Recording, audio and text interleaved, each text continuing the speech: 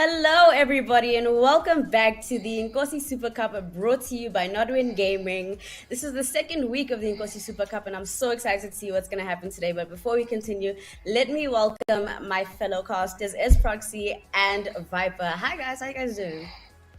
Pretty good, pretty good. Yeah, Viper, yeah, you good? yeah. Vibing out here, loving the soundtrack. Yeah. How do you guys feel about the team's performance in the past week? Viper, you run with it, man. Tell me what you saw last week. I don't know. It's in Kosi. You never do know what these teams will come up with. But I believe Navi killed it last week. Definitely killed it. And I'm looking forward to see which team is going to be taking it home this week as well. Yes, definitely, guys. Things are heating up, and honestly, because it's so early in the game, we can't really have any real predictions. But I was getting excited, with certain plays that happened. It was very entertaining to watch. But congratulations to Navi Gaming for winning the first week. However, they did not make it for the second week. What are your thoughts on that, Es? Yeah, I was looking through some of the teams that qualified for this week. I saw a few names that seemed to ring a bell from PMPL Africa, so I'd understand why you wouldn't make it into this week. The competition was pretty tough, and it happens. This is how Inkosi goes. That's why you have to keep coming back every single week. Keep signing up. Keep trying to get that qualifier. Sometimes it works for you. Sometimes it doesn't. It's PUBG at the end of the day, and there's a lot of matches that they have to play to get to the stage. So it's okay. It's only the second week of Inkosi. These things happen. Just make sure you come back for the third week. And as for today, we have to keep an open mind because I think that leaderboard is going to significantly change by the end of these three matches.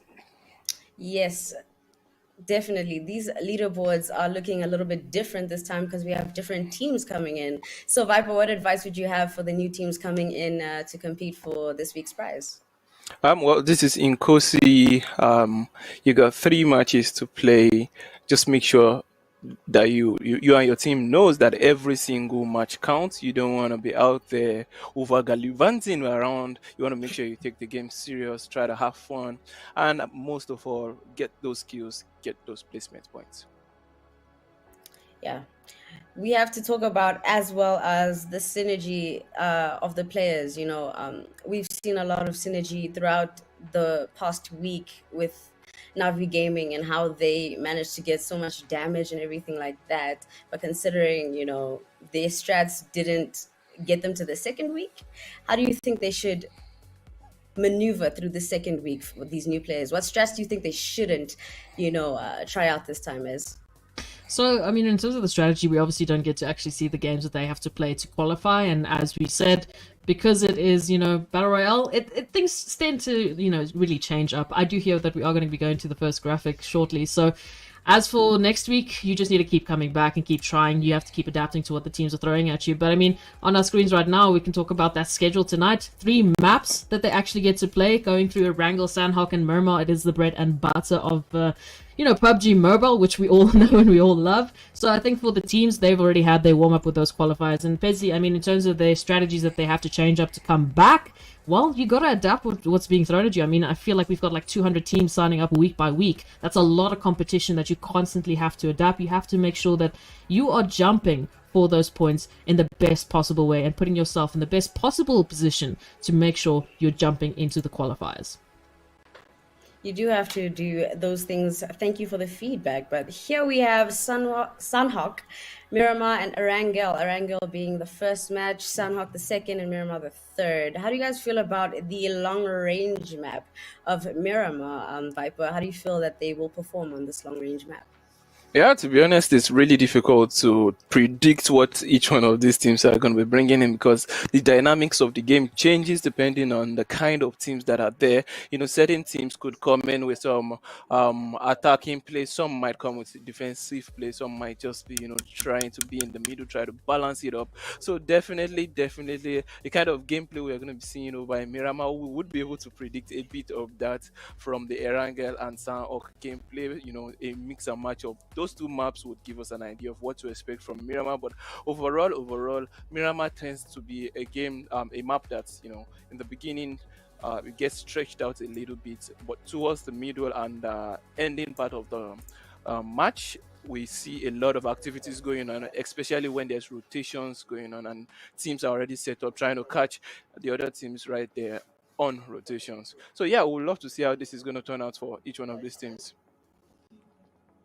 Definitely, man. This long range map is actually my favorite map, to be honest. But let's discuss the prize pool. So each week will be a total of $105.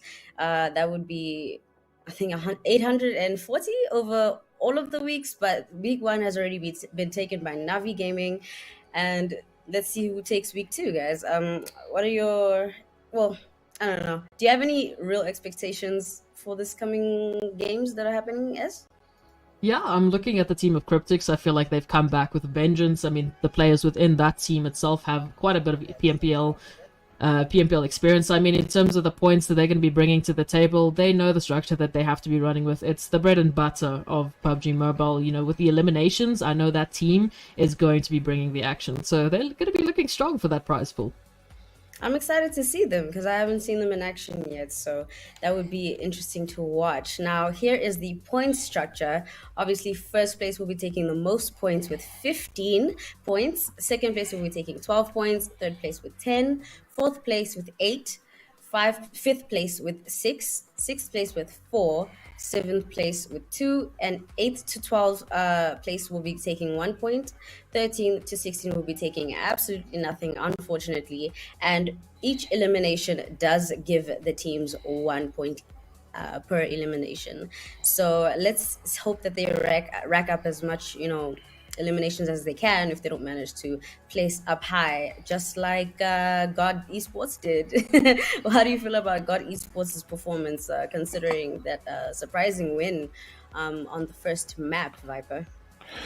Yeah, when teams know what they want, when teams know what is needed to actually achieve their goal to get to that finish line, they know at that point in time that they need to pay both attention to the placement point as well as the elimination point. But in as much as there are certain situations in which you cannot fight yourself away from, getting in that placement point that you need, you want to put in as much effort to get the elimination point so that even if you don't end up high on the placement point, you have some eliminations to boost your score.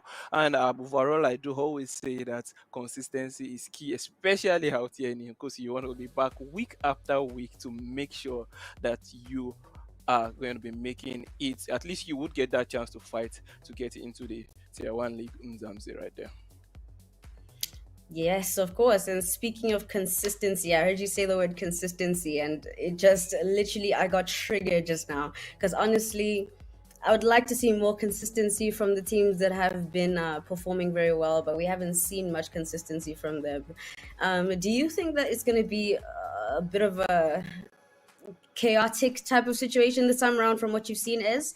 Or do you think that, these guys will bring something that the other teams haven't? Yeah, I mean, we can take a look at those team lists running through today. I think it is going to be a little bit chaos with the team like Cryptics coming through. As I mentioned, I mean, it's basically a split of the actual Cryptics team from PMPL Africa and 1 million players coming through in that team. So definitely a team you want to keep an eye out for. And then a few more, new names that we haven't seen in the last week. I mean, our top 4 from last week is not going to be here to play these matches. So that gives an opportunity for the rest of the teams to pick up points.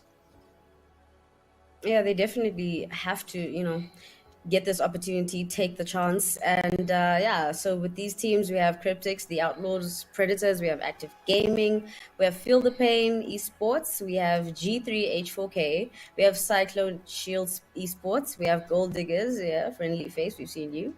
Nigma Galaxy Fraggers as well. I haven't seen that name before. Maybe I'm sleeping on them, but hopefully they come in and do a lot of damage and show us what they're made of. Let's move on to the next page.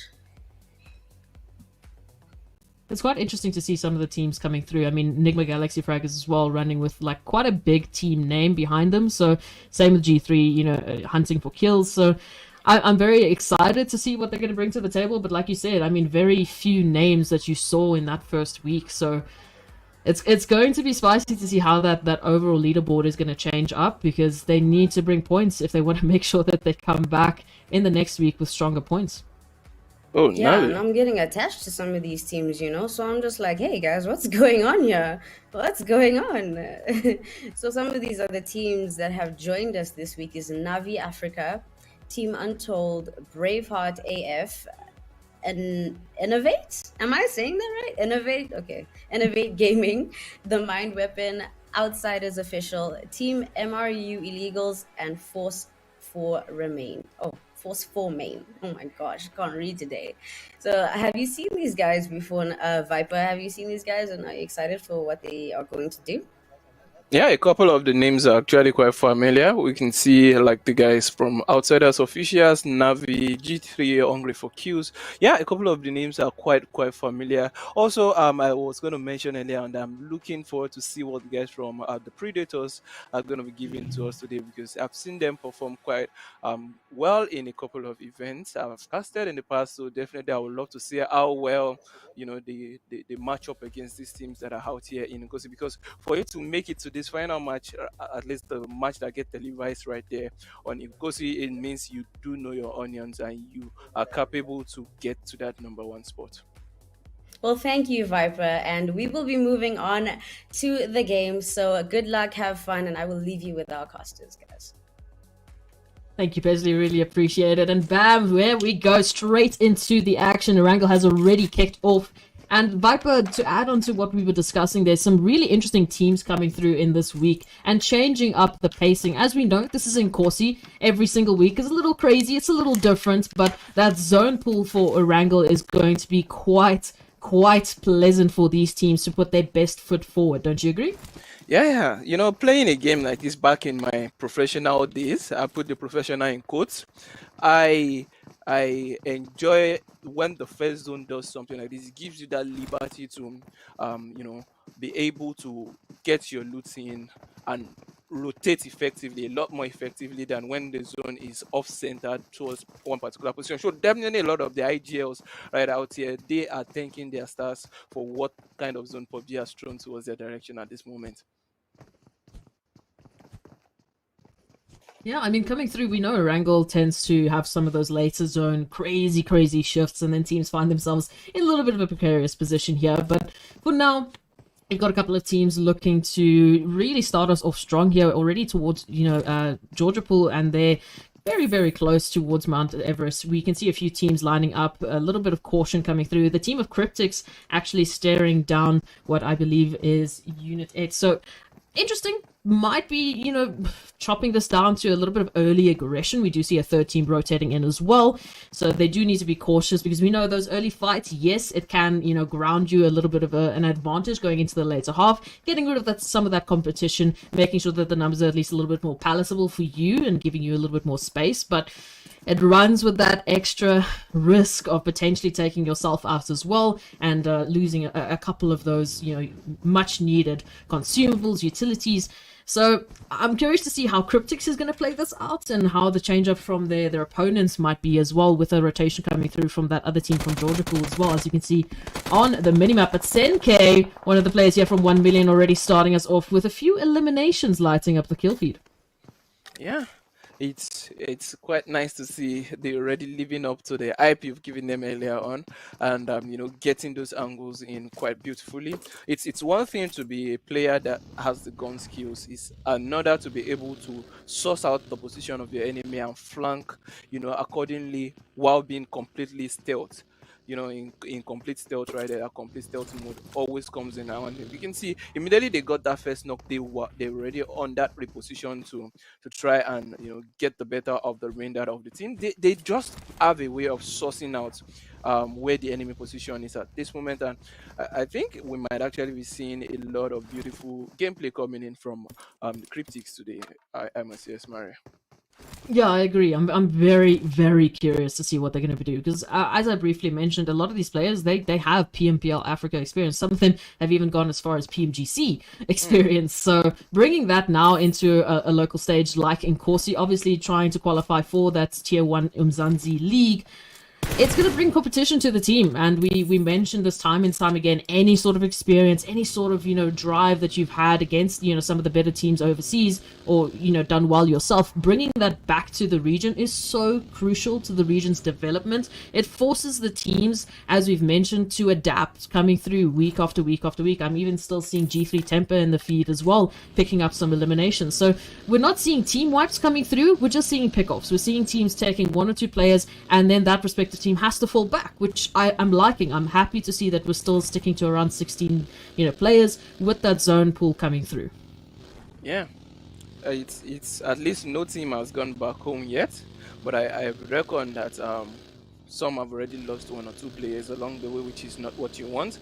But earlier on in this particular game, I could notice from the map that G3 and Active Gaming have been going at it, and it just seems like G3 is finally getting in the shot, but we might also be seeing a couple of knocks getting traded from each team as well. Oh, this is nice to see. Hungry for kills actually is going to be getting some kills, but Active Gaming as well will be looking to get some kills from their end. But right now, it's still all little chill for majority of the teams. The Predators. Do you know anything about the Predators, Mary? Have you heard of them? Have you seen You're them gonna play have to before? give me the rundown. You're gonna have to give me the lowdown on the Predators here.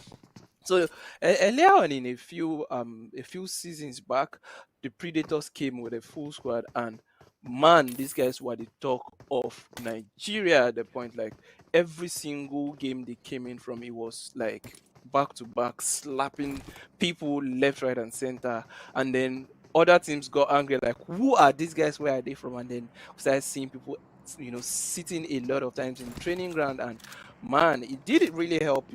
Once you see a team that comes up that strong, it motivates a lot of the other teams to get into the training session and try to level up. So my long story short right there is, it's nice to see so many teams out there being challenged, and they are living up to that challenge and working their behinds off to actually make it work. I get excited when teams like that come through Inkosi, especially because, as we know, you have to go through Inkosi if you want to find yourself a spot in Umzansi.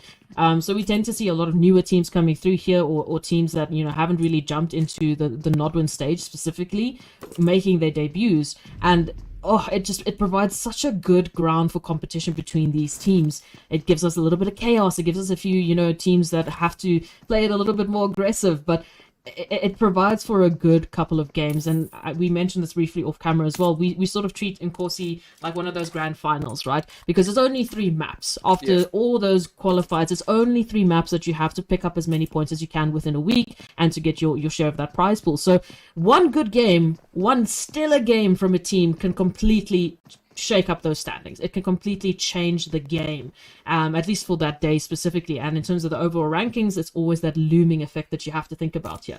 So you can see rotations coming through, and as the first zone has closed out, a few of the teams unfortunately are having a sip of the blue juice. As we can see, Levi and Chong, they're still here trying to get their vehicles up, and Adam coming through here from Georgia Pool. So they didn't get involved with that altercation between Team Untold and Cryptics, and unfortunately Untold, they have lost one of their players, and they're going to have to rotate in to, at least with only 3, maybe 2 left as the rotations are being made. And we've only had 1 team wipe so far as we go into Zone 2. So relatively calm, which I like. I hope that the teams are taking some time to suss out their competition a little bit here. Yeah, I completely agree with you. It's still pretty calm because we're just about 10 minutes into this game, and we've lost just 1 team and a couple of knocks here and there. So yeah, definitely looking all shades of beautiful on every single axis. Crypt is still, living up to them, picking 1 kill here, 1 knock there, firing off 1 shots left, right, and center, and trying to reposition themselves. Doesn't seem like they're in a hurry to make their way into the zone. But as it stands right now, though, if you were going to take a wild guess, I know it might still be too early to take that wild guess. It's still about You're going to put me in the hot seat here. You're putting me I in the hot seat. I want you to put some casters cost on a few teams right now. Yo, calling it out like it is already on the first map, Viper. Come on. Hey. We gotta give these players the best opportunity. What we doing here? But okay, no, it's fine. It's fine. I see you. I'll take it. So my heavy focus is on Navi Africa, right? Because they came through with the first spot in that first week. So we're putting pressure on them. We want to see that return coming through into the second week. Like I said, I've already hyped up Cryptics because I know these players and they're phenomenal. So I'm scared, but I'm excited. And with Predators, those would probably be my top 3 because they've got so much hype carried behind them that they need to either live up to it or unfortunately, something might go the wrong way. Now that I've said it, maybe I've cursed them. We'll see. we'll see about that. But right here, we can actually see that we've got MRU illegal. Just left with one player alive around Pochinki. Ooh, Pochinki is one spot you don't want to contest if you are not ready to Mm. lose a lot of players. And contesting it with the likes of Navi Africa, definitely. You're trying to send a point across to them, but it does seem like Navi got their points across right back, really, really strongly. And looking at what Cryptics is doing, I'm going to jump straight real quick to them. These guys have been moving around a lot, if you've noticed. It's almost as though they are hunting for players. Yeah, no, I'm not surprised.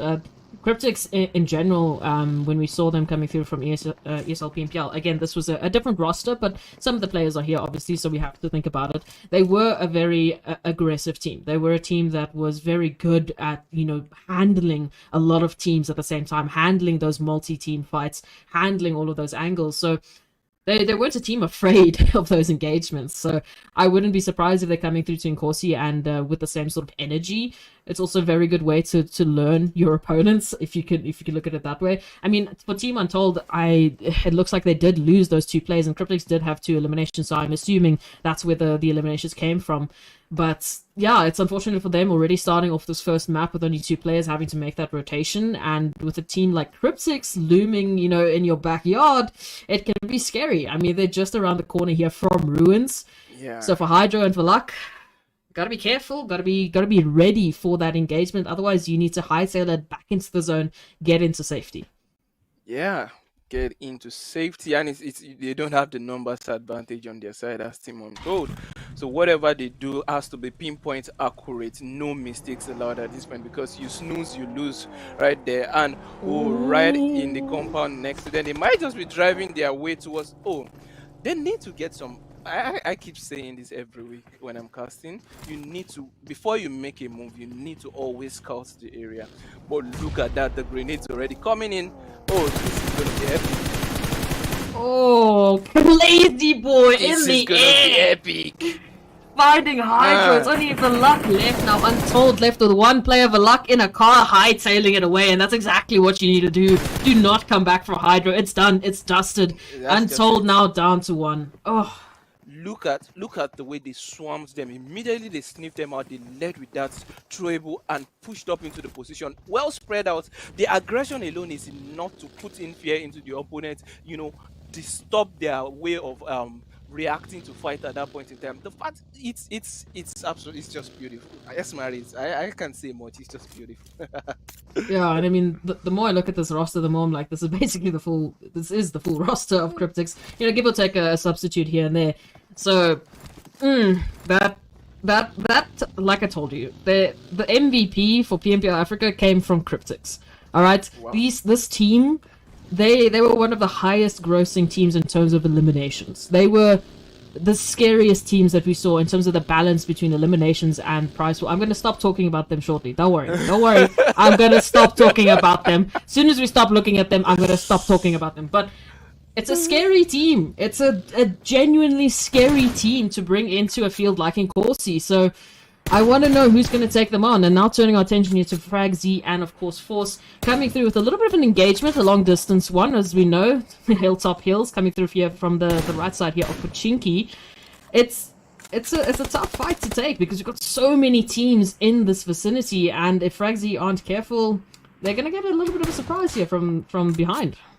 Yeah, I've actually seen a lot of teams play this position that Enigma Galaxy is playing, and it's a really tough position to hold, because if another team pulls up on this location, they are just going to find a way to source them out with grenades, and at the same time they have to know that they don't have that high ground. If you look at it, they are like in the deep, and they're surrounded by high points all around. So it means firing into their position is not easy. The only thing they could have, as some sort of solid cover would be their vehicles, which would even do much in certain situations. See what I'm talking about? As they are just getting picked up one after the other.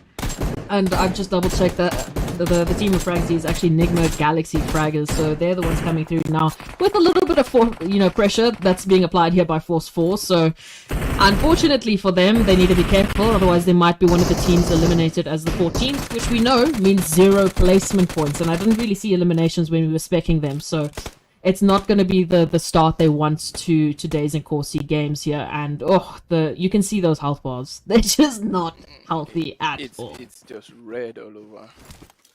Nah.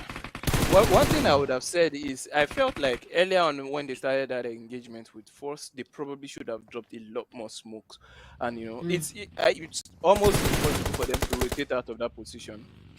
I don't think there's a way for them to rotate out of that position. The best thing they could hope for right now is for the zone to push Force out of that high position they've got, and see what next happens for them. And that seems like that's exactly what's happening right now. Oof. Coming on through now, rotations happening. You can see Cryptics, we're finding a few more players there in the feed. Whether or not those are going to be confirmed, we'll have to wait and see. In the meantime, Navi under a little bit of pressure here as Force 4 have turned their attention to them. And in a little bit of a pincer here, I mean, Baba now having to duck and weave between the players here as the cavalry comes through, and Navi still has to recoup and regroup back into the situation. In the meanwhile, the feeds are still lighting up. Rotations now coming through, which is a good opportunity here for Navi. Force 4, they need to get into zone. And again, I like this 1-3 setup coming through from Navi. Getting that scouting, that information can be absolutely vital, because look at this, now they can gatekeep Force 4 coming through. They have the information and they have a perfectly safe line of sight into zone. So beautiful composition coming through here from Navi. In the meanwhile, Active, they're going to be the next team under pressure, or potentially applying the pressure here to Force 4. As we can see, so much damage here through the tree from both sides. Yeah. Well, another thing I always say in these games is that a tree is never sufficient cover, because you move a little bit to the left and you are completely exposed. It's just not enough. But at this point, I don't think Force Main has much to work with. They've got to make that tree work. Got to use the smokes to their advantage, and they are well split up a little bit right there, just trying to gather as much information and survive for as long as possible. But the Predators might also be looking to get some damage in right there. You can see them getting that high ground, spreading up on top of that. It will put in their eyes in every single position possible to make sure they know when to rotate, when to get the knock, when to get the push. But we've got Nigma Galaxy right looking at Navi. Africa comes out for the push. That one was really good, but knocks going out left, right, and center. This man is handling himself quite beautifully. Will he be able to pull this off? It's going to be difficult here. When we take a look at it, Enigma Galaxy now down to 2. Chong is knocked, and then Erase needs to come through, but look at the cover that they have to work with here. Out towards the edge of the zone. So Levi's HP is not a good bolster to the situation. You can see a few more teams rotating in as Navi. They're just looking to hold down the fort here and make sure that, Nigma, they can't make that rotation. Levi now out in the open. An opportunity here for the bots to potentially take another knock, but just by the skin of their teeth, they get behind the tree. And I don't know, this is a difficult situation here for Enigma Galaxy. Navi has one down, so there's some return, but the rotation still needs to happen. Enigma Galaxy, they need to push into the zone here. Molotov, man, was on point. That is some beautiful work coming in from Enigma Galaxy, I must say. You can see them moving with the cover, being one with the environment right there, getting the knocks into Navi. But Navi as well is just trying to keep it together while we've got Active Gaming just in the background doing some damage as well. But man, this is where the fight is happening right there as Enigma Galaxy. I think they've become victors in that particular fight, right? Pretty much. I mean, if you look at it now, they might be the ones just changing up the pace here right before they run into Force 4 here. As we know, rotations matter so heavily on Erangel, especially with those crazy zone shifts. And right now, Force 4, one of the teams that hold monopoly on the position in zone. You can see Levi now running into not only Active, but also Force 4. So the crossfires that they have to deal with is just not boasting to their advantage here. Unfortunately, now they're going to be down to 2. Because Force 4 also getting involved. So it's a lot of pain being dished out here, and Force 4 finding themselves here in the Wizard Tower waiting for rotations to happen. As we can see, that feed still lighting up. We are down to 9 teams, Viper. Yeah, that was a quick one though. Teams dropping like the seconds right there. Zone 5 though, about 20 minutes into this particular game. And it's amazing to see that we've still got a lot of teams, maybe not all, that still have at least 3 players up. It does shows that the teams out there know how to keep their players together and alive. But Nigma Galaxy not having the best of time as they are trying to make their way into this zone. But for sport, major stumbling block in this decision they've made to rotate a little bit late right out there. I was actually hoping that Nick Mangala would be able to find their way into this one. Smokes are gonna. Smokes are not really hard to cover. They don't do much. No, well, they're not going to stop any bullets, but it might confuse Force 4 just for a moment. For Baby to just get some reses up and maybe make a run for it. In the meanwhile, I've been keeping an eye on that feed. I am seeing outsiders being, just absolutely beamed. I'm seeing gold diggers as well, dishing out some pain as outsiders gets unfortunately taken back to the lobby. I'm also seeing Cryptics even taking a couple of pieces of some of these teams here within the zone, and rotations still have to be made as well.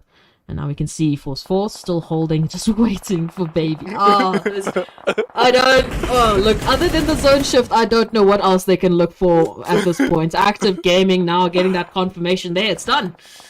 It's done. Yeah. It's done and dusted. Now we've got 7 teams left as that zone has shrunk significantly. And unfortunately, a lot of flames and a lot of nades here towards this team, towards the bottom. Oh! At this point, it's just chalk and chalk and chalk till you get the whole team.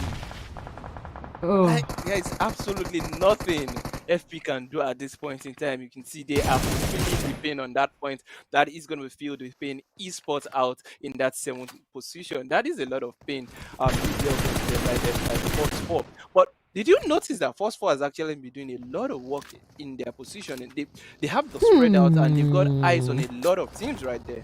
I agree with you, but then as I was looking at the eliminations, only 3 to boot, Cryptics. And Cryptics is running with 12, and now they're looking for a few more as they find Gold Diggers and Force 4. They've got monopoly on this rotation here, coming through from the north, and when Cryptics comes through from the north, something special is brewing in this Erangel game coming through. Rotations now desperately being trying to made into the zone, but teams are just running into each other with so little numbers to boot.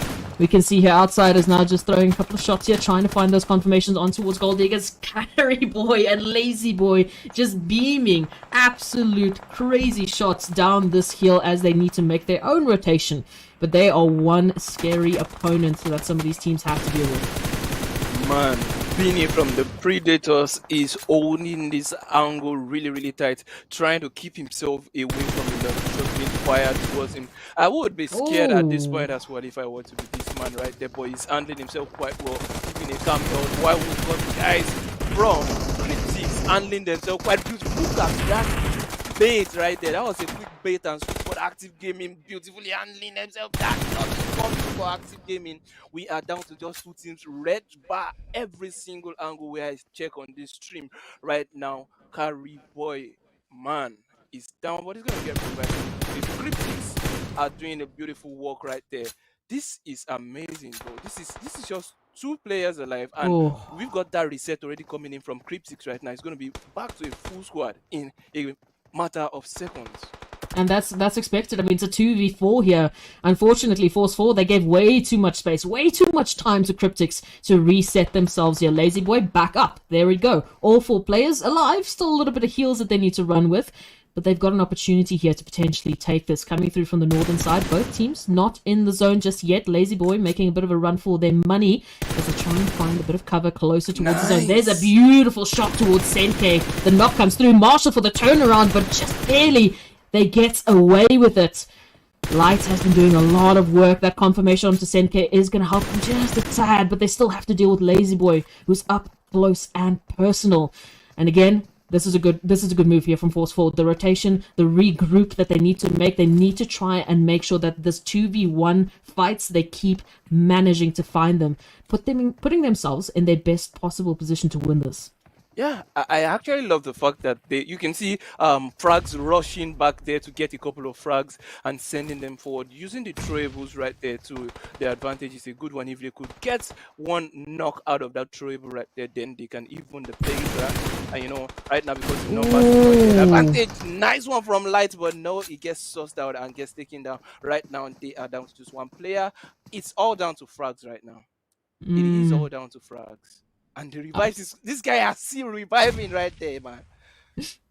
No fear, no fear. It's Marshall, Lazy Boy, and right now, Lazy Boy, he's doing the job. He's being enough of a distraction that frags can't really focus on trying to get their own teammate back up. So I mean, the crawl is there, but here's the push. There's the confirmation, and now Cryptics, they know what they need to do. It's a 3v1 scenario. Frags is behind a tree, and he is being swarmed. Cryptics, they want this first win on Erangel, and all that stops in their way is one shot, one good spray down to Frags, and it will be the confirmation. Cryptics, they take the first kills. map with 19 kills. Come on, I told you, scary team, scary team. Phew.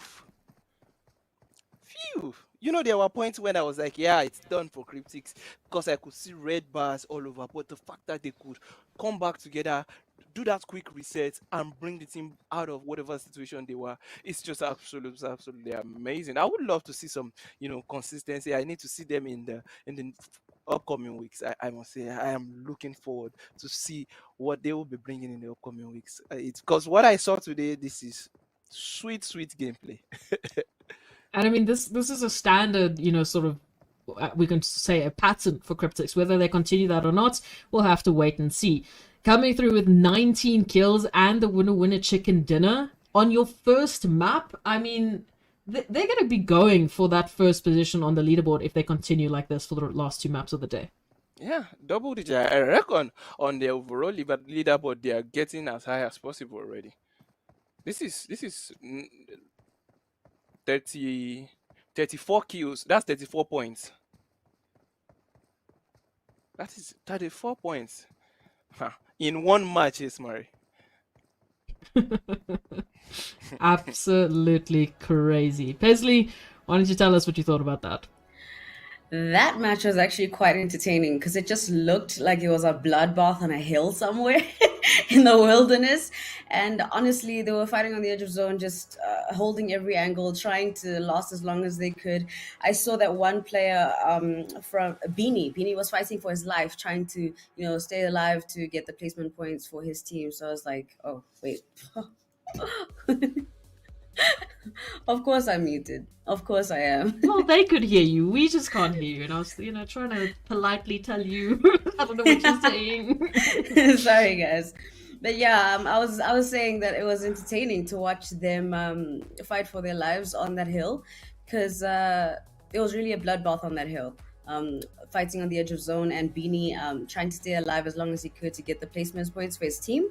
So that was really sad to watch for him. But congratulations to Cryptics for, handling it the way we all thought they would, to be honest. So yeah, do you guys think, actually, like Viper, do you think that the teams came into it with the idea that, like, this is the target, we have to get them out? Or did they make a mistake, sort of like maybe disregarding them and just seeing everyone on the same playing field? Well, I think what happened in the match is a lot of the teams out there were just fighting to survive for their lives. And Cryptics at that point in time capitalized on that and decided to just go through the fight team after team, even though they took a couple of blows, taking all these teams, but eventually they came out on top. So, yeah.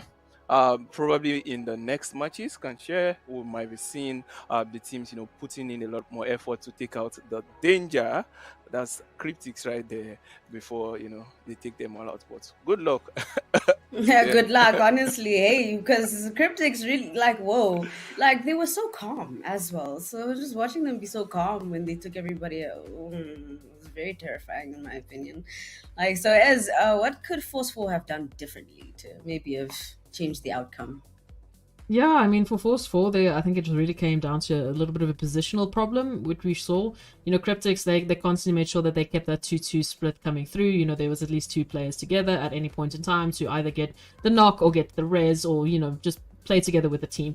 as they made their descent down the mountain. They were in a tough position, running down a mountain with all of the teams looking up at you, and they were just hitting shots left, right, and center to be able to create a path down. And it's the experience showing for that case, as for course 4, having 1 or 2 players to split up. I mean, 2 players going down in no position whatsoever to get that res coming through. Then you're playing a 2v4. Yeah, you need to make sure that you keep your numbers in check as much as you possibly can, but sometimes it's out of your hands. So it was a tough situation for both teams. Yeah, but they did try their hardest, and honestly, you there's a little bit of bias, no, towards Cryptics, no. It's just I know the team. Like I saw those players and I was like, listen. I've seen what they've done against some of the best teams, against teams in Umzansi. They have rolled teams in Umzansi. So now you bring them into Inkosi? Come on! Like, there's a little bit of stats that I know that I was waiting for, but you have to keep an open mind. It is Inkosi at the end of the day. Anyone can take it. So it's just the first map to Cryptics. We have to wait to see what happens with the others. Yeah, so am I sensing a little bit of a caster's curse coming in? No. Viper, do you have any sort of faith in a specific team? Well, at this point in time, I wouldn't want to put any team in harm's way at the moment. But yeah, I've got my eyes on a couple of them. No, you can't do that. You made me do predictions. Come on. Top 3. I was hoping to see a lot more from Navi Africa, as well as the guys from the Predators. Yeah, I feel they would perform a lot better in the upcoming games. Also, I'm looking at the guys from Outsiders Official. They did eat off a couple of shots earlier in the game as well. But not to forget, I am going to mention the guys from Active Gaming as well. Let's see how many of these guys I can play some custom. So, if there's too many, then it doesn't work anymore. Yeah, so I'm not a caster, I'm a host, so I'm gonna go ahead and sprinkle my host juice all over Cryptics. All you guys, you're gonna take all the maps. Yep, I'm supporting. Come on, guys. You say I'm biased. We have to give the other teams a chance, man. So if the curse is real, come on now. Hey, potentially. But it's good. It's good to see that there's still some, strategy coming through from these teams in Inkosi. Like I said, generally we do expect a lot newer teams to come through in Inkosi, so we don't really expect them to necessarily play in a much more structured way. But we can clearly see that these teams are bringing in that strategy. They're bringing in some of that structure. They're making sure that they, either staying to that 1-3 setup that we saw G3 or Navi running to make sure that they had that scouting position, running those 2-2s, making sure that they're staying active, which is really good. And again, yes, some of the more experienced teams might come through, not naming names because I think I've said their name enough tonight. They might come through, they might get a little bit more in eliminations because they know, their strategy's a little bit better. It still doesn't mean that it's out for the rest of these teams. As long as you're in a week of Inkosi, you have an opportunity to get points on the leaderboard. And you just need to make sure that you're in that top 8 to classify or to qualify there for Nodwin Gaming's, Umzansi Esports League. That's what you need to focus on. Yes, you might not get as much cash, but that's your main goal. Yeah, and the 2-2s are very important because you have to get those trades. You do have to get those trades, definitely. Now, let's look at the MVP of the match. I wonder who it could be. Of course, someone from Cryptics. Congratulations, Lazy Boy, with 1.3 damage, 1.3k damage, 6 eliminations, survival time 24 minutes. What are your thoughts on this choice for the MVP, Viper? Yeah, definitely well deserved. But you could see that for someone having such a survival time with a damage over 1k plus and elimination of 6, it does mean it did give out a lot of damage to the enemy teams right there. But when you see a team like this, because if we roll it back a little bit, we can see Cryptics did finish that particular match with a full squad. It means that the squad worked really together because we can't really have one man doing it all on their own, even though we've got some really savant crazy players that could pull it off on their own. But yeah, majority of the teams, you could see most of those players work hand in hand together to achieve this. If you look at the stats of the remaining Cryptics, I'm pretty sure they are not too far behind from what we have up there right now. So yeah, good teamwork from the team, and amazing work to Lazy Boy for making his team proud with that MVP right there. Definitely, definitely. We should check out the match ranking. But while we're waiting for that, I want to know you guys' favorite plays of that game. My personal favorite is the throwing of mollies and nades and just chucking everything and making sure everybody just dies to those. Yeah, feeling the pain was feeling the pain. It was Definitely, yes. unfortunate, but I mean, it was a good set of games coming through. I do have to give it up to Force 4 there for managing to get out of that situation. Think of Galaxy; they were in a tough fight to try and get into the zone. So I'm gonna give the kudos to them for making it into that top 2. Yeah, so at our number one stop with the winner chicken dinner is Cryptics with 15 points, place points, and 34 total points with 19 elimination. 19. Oh my gosh, Viper, these 19 eliminations are literally gonna be stuck in everybody's mind the Yeah. entire time. I mentioned it earlier on that elimination points are as important as the placement point, because out here you see teams, in fact, getting even higher points from their eliminations, and then matching that alongside the placement points, it just goes astronomically completely high right there. You can see Cryptics leading the next team right there to them. That's four main with 14 points, and the next teams in line is like 1.7 points, and they're tied.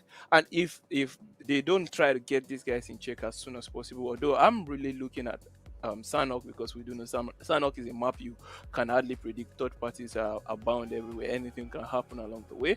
They are just going to keep flying. Yeah, they're definitely gonna keep doing that. It's not one that we can predict, definitely. At second place is Force 4 with 20 total points and 8 eliminations. Active Gaming with 19 total points and 9 eliminations.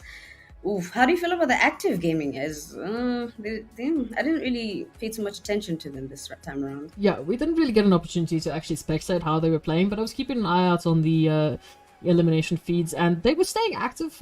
No pun intended. Absolutely, it just came out, but they literally were there every couple of seconds, so trying to get those knocks, putting in the damage. So I think they did a pretty good game, all things considered. We didn't really get to see them in that last couple of fights, unfortunately, but they clearly stayed up to par. I mean, getting the second highest eliminations right behind Cryptics with those 19. Yes, it looks starkly different because of the double digits, but they at least are running away with a 19-point game, which is a really good game to add to those overall leaderboards. So I'm impressed, and I want to see more from them. They're a name that we've seen before in Inkosi, and I know for a fact that Akfire might be going a little bit crazy if he's in the chat right now. So I want to see more from them coming through to Sanhok. Like we said, Sanhok, close quarter maps. For some of the more, professional teams, in Umzansi, they hate Sanhok because it's absolute chaos and there's a lot that you really can't control. So maybe that fast pacing is exactly what teams like Active Gaming might need to get some even crazier points.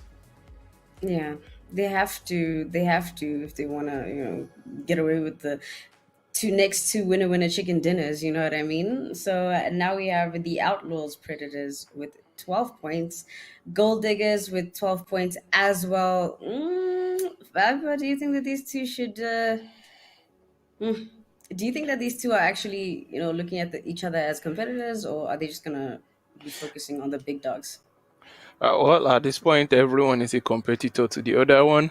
Even the so-called big dogs could have a down match, a match that doesn't really go in their way. But you never can tell. Anything can happen. This is a game of so many dynamics. You don't know which direction it wants to go. Fine, you might as well plan as much as possible to get the best outcome out of each one of this match.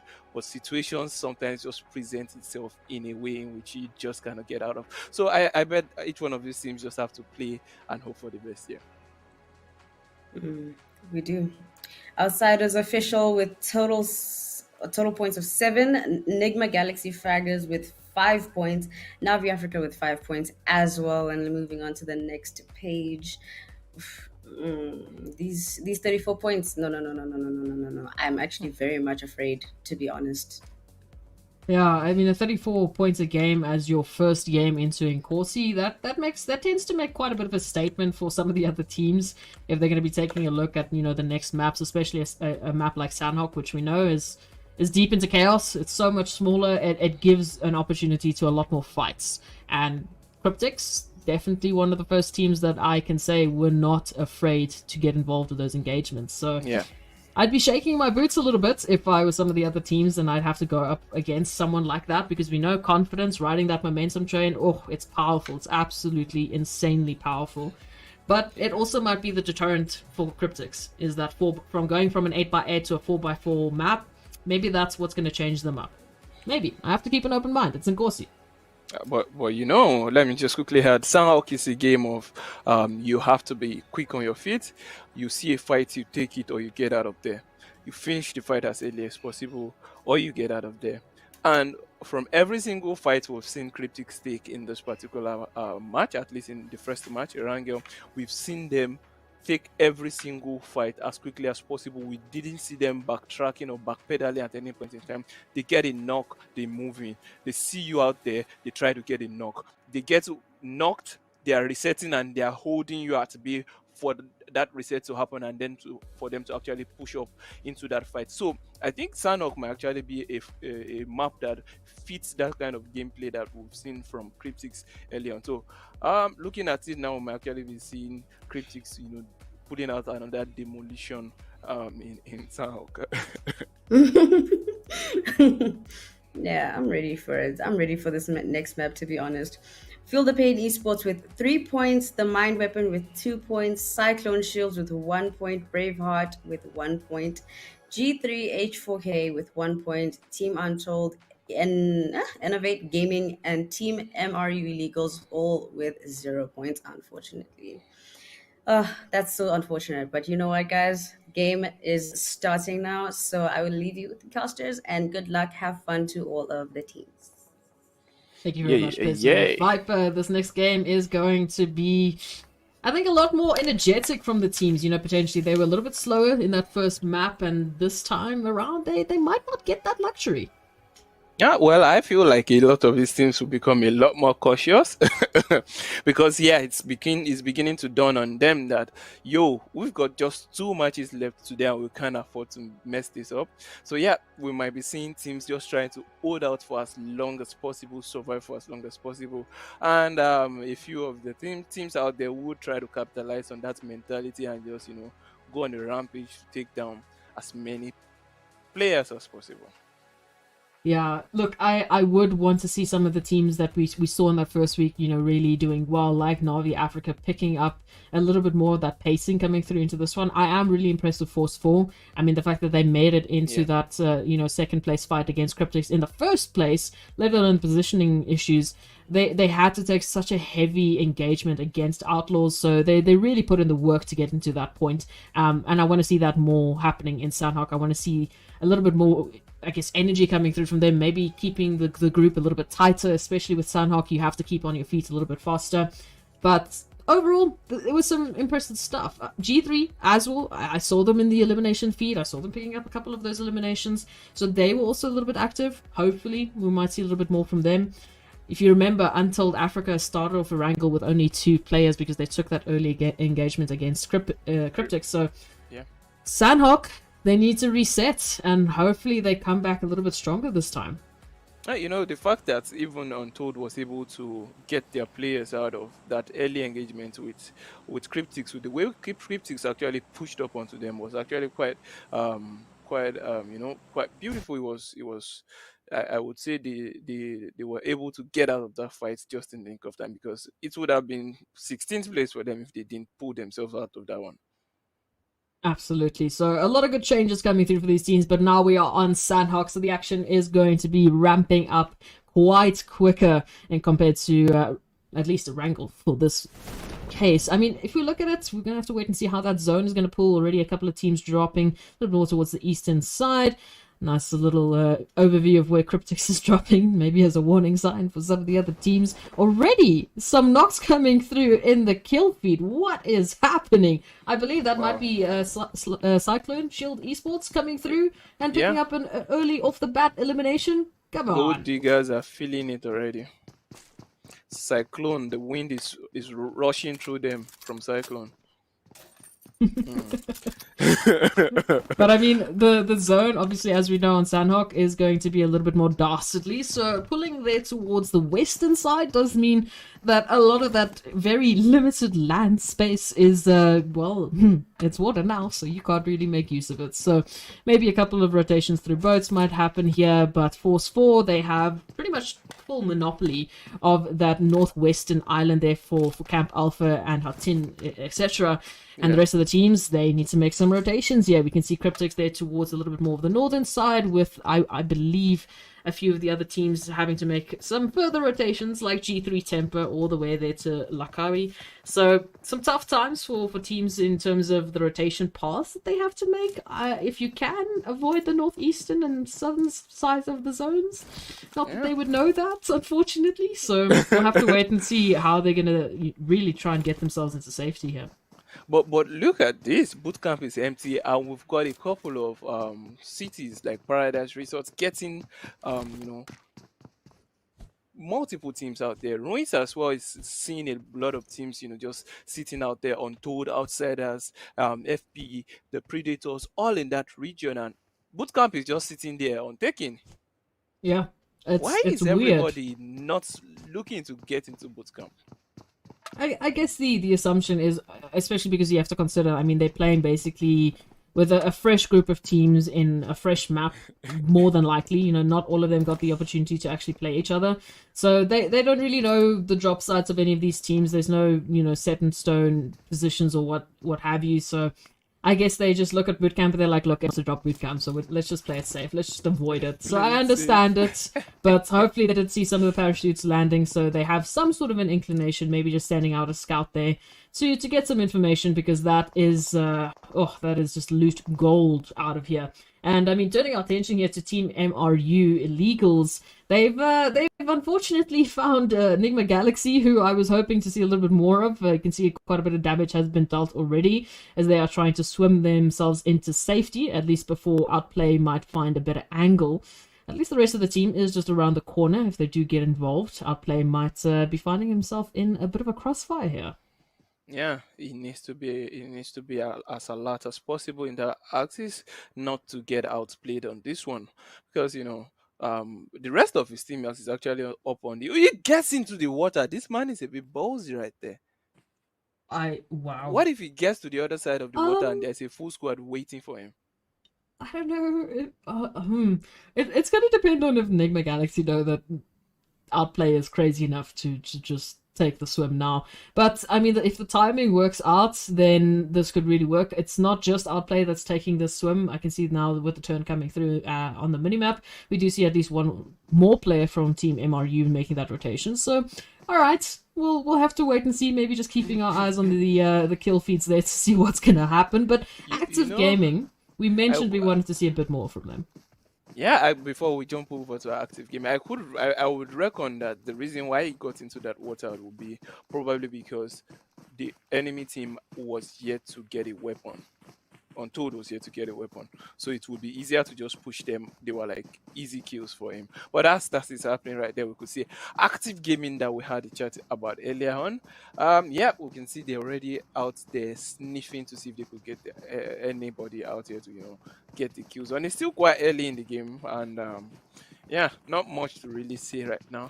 I would be looking forward to see who their first engagement is going to be and how they will be handling that one. It would be pretty interesting. I would like to see how they take these engagements and how they've, just in general, how they've been playing. But looking at that elimination feed, we did see MRU finding the side there of Enigma Galaxy. At least Levi has been knocked for the time being. So not sure if they'll be able to recover that situation or if that feed is just going to continue, because it is looking a little crazy.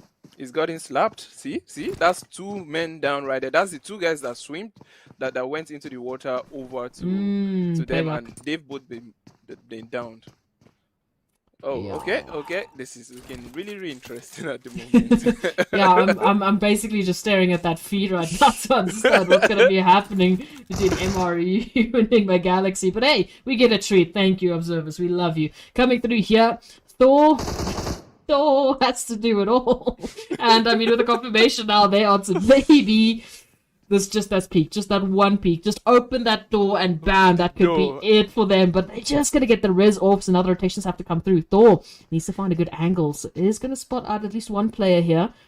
Looking at MRU, pressure might be on them as well. So turning around the corner, Chong mid it up. They're ready for this. Ooh, you have to make sure you get those confirmations as soon as possible. Before the loot comes through, you make sure that those players are out and for the count. Otherwise, you might be finding yourself on the wrong end of a vector. So coming through, two players for Nigma Galaxy still alive, but they pick up those 2 eliminations. So it's a 2-for-2 trade.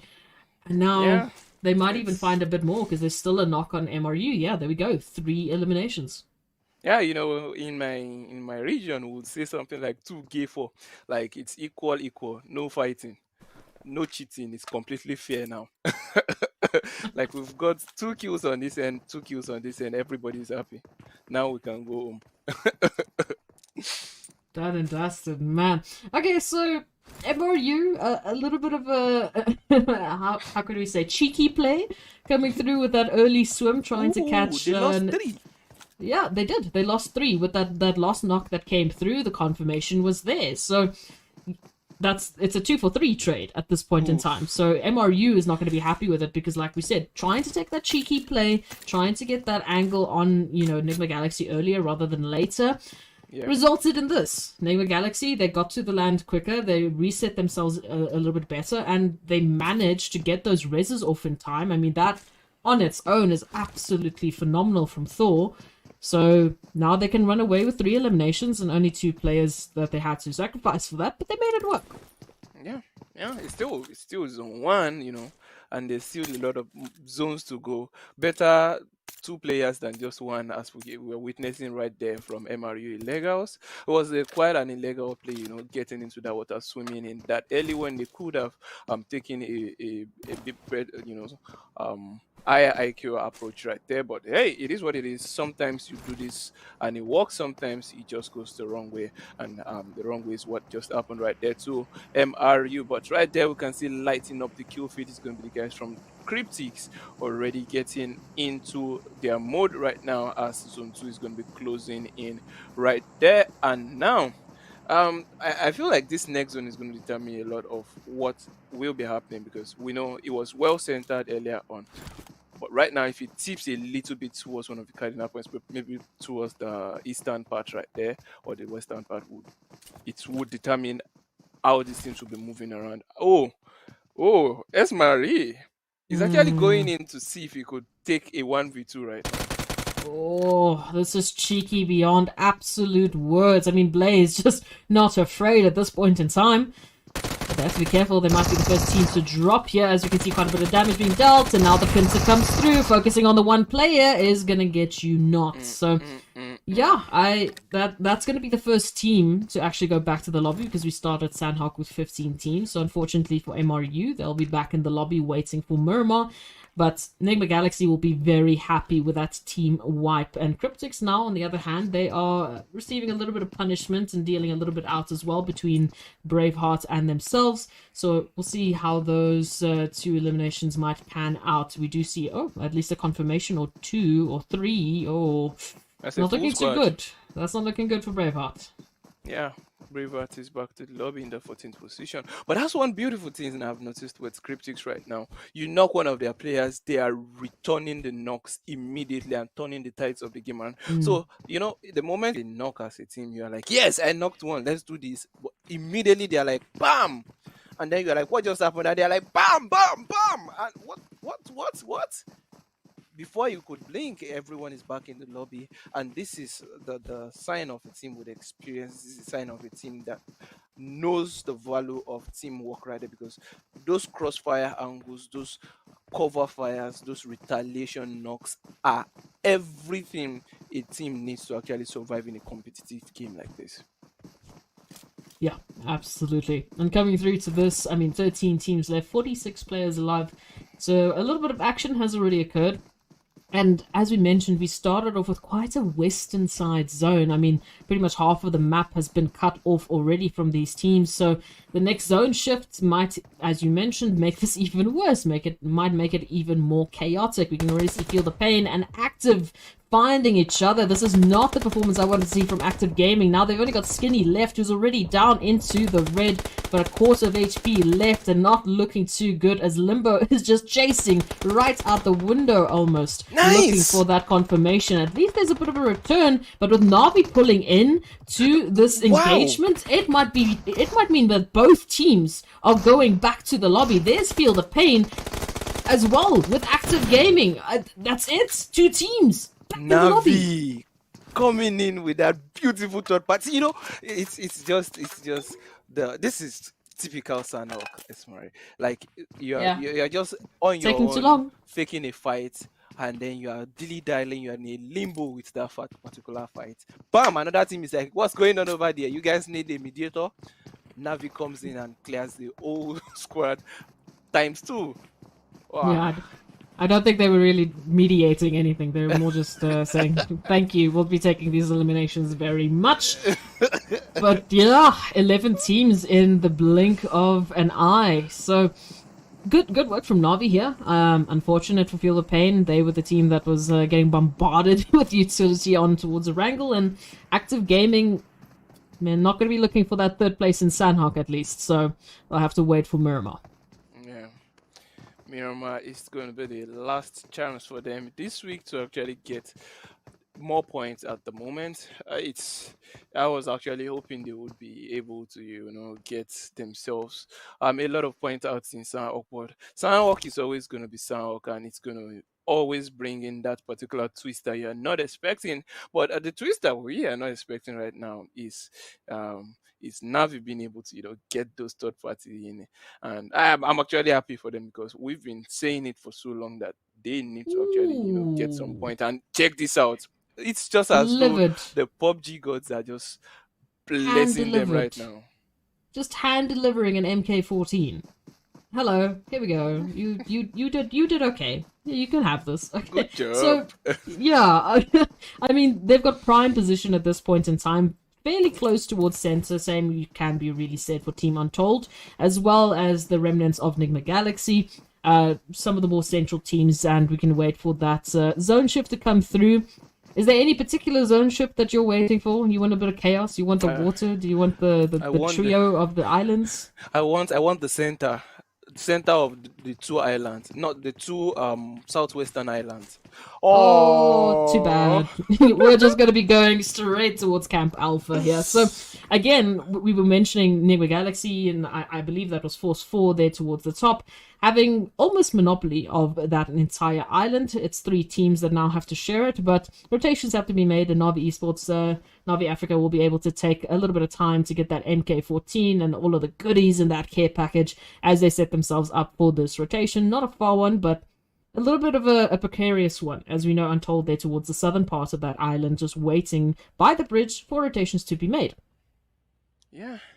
At this moment, I am actually just looking and putting myself in the shoes of a lot of the IGLs out there and trying to see what the team speaks of each one of these teams is going to be. Because I was looking at the map earlier, and I could see Cryptics is just taking it slow. They're still trying to make their rotations down into the zone, probably trying to listen for a couple of shots here and there to know the position and using echolocation to get the position of teams. And we've got Outsiders down south right now, also been able to rotate all the way down.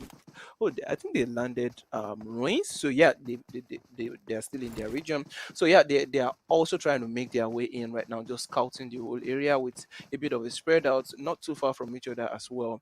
So they could have that cover. So yeah, each one of the teams are taking different approach. We've got teams just waiting to get into that zone. We've got teams all spread out. You can see the spread out from Outsiders across hills, across roads, just trying to make sure to get in as much information, but they still have that 2-2 split going on.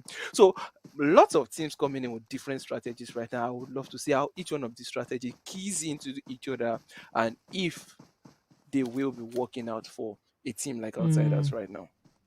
It's going to be the question that we have to wait and get answered here, especially with the explosive start that we had towards Erangel. The teams are looking to catch up. They're looking to take their own winner-winner chicken dinner. But the Sanhok game is going to come down to the wire, I can bet you, because we know Sanhok generally tends to be a map that we see a little bit more of a spread out approach in terms of the elimination distribution, because teams have an opportunity to just get involved in any and every fight so they possibly can here, and because of the smaller map, quicker rotations, it's a good time all around. We can see the mine weapon now having to deal with a rotating team of G3 pulling on in, hungry for kills of course, and might be, unfortunately, to the demise here of Mine Weapon, as they have to make a bit of a run for the money. But I'm told, finding Navi? Oh no, this is not what we were expecting.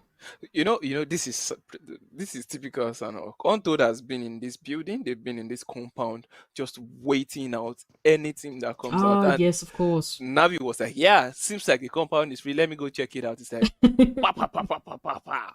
All dead and gone, and it's like instant test and knock and test right there. Honestly, I feel like my brain is on vacation. I literally mentioned this earlier. I was scared about Navi's rotation into Untold, and bam, it happens. And I'm like, oh, that's surprising. Anyway, my brain is awake now. And yes, we were waiting for this. Navi making a rotation, unfortunately, into that northern island towards Camp Alpha. Yeah, you're going to run into the teams that have set themselves up earlier rather than later. Now, G3 Temper and the Mine Weapon, another two teams that have to make rotations. And look what happens. They find themselves in a little bit of a standoff here. Neither team can really move on until the other is dealt with. And here for G3 Temper, they do have one knocked, which should be rezzed relatively shortly. It is 4 layers deep, so it is going to be chunking just a little bit, but not too crazy just yet. But they do need to make a move on before we head even further down the line. So G3, prepping a couple of nades, looking for Kratos there, is going to be missing, unfortunately. But information that is going to be given to the Mind Weapon here. Now we have to make a rotation through, and Kratos is going to be put under the pressure. Maybe a little bit of a third-party assistance from them. Teammate might come through. A G3 unfortunately get a knock, and a lot of back and forth here. Nice. Kratos! Amazing work right there from the Mind Weapon. You know, keeping one man in front, and G3 hungry for kills lost all their they placed all their attention on Kratos, not knowing there's an amazing point man right behind, just waiting, and Kratos off that angle with the M4, putting in the beautiful work right there, gets the next knock right now. I think they've been actually able to clear their way into that zone with additional 3 points right there. But now zone 5 is on the way, and that ticker is gonna really hurt right now. Okay. G3 Temper nearly getting sent back to the lobby slowly by the Mind Weapon. So down to what I believe is just one player there. We can see Strange OP out in the distance, rotating towards the zone as the Mind Weapon make their dash towards any sort of vehicle, which they thankfully will find. But Strange OP, just on the outside of that bridge, might be in a position here to get a little bit of revenge for their fallen comrades as we wait for these rotations to be made. And 11 teams still left alive, so these teams have been making sure that their rotations have been solid. They're still in this for now. Yeah, but I think Strange OP is actually not moving, so it might be disconnected.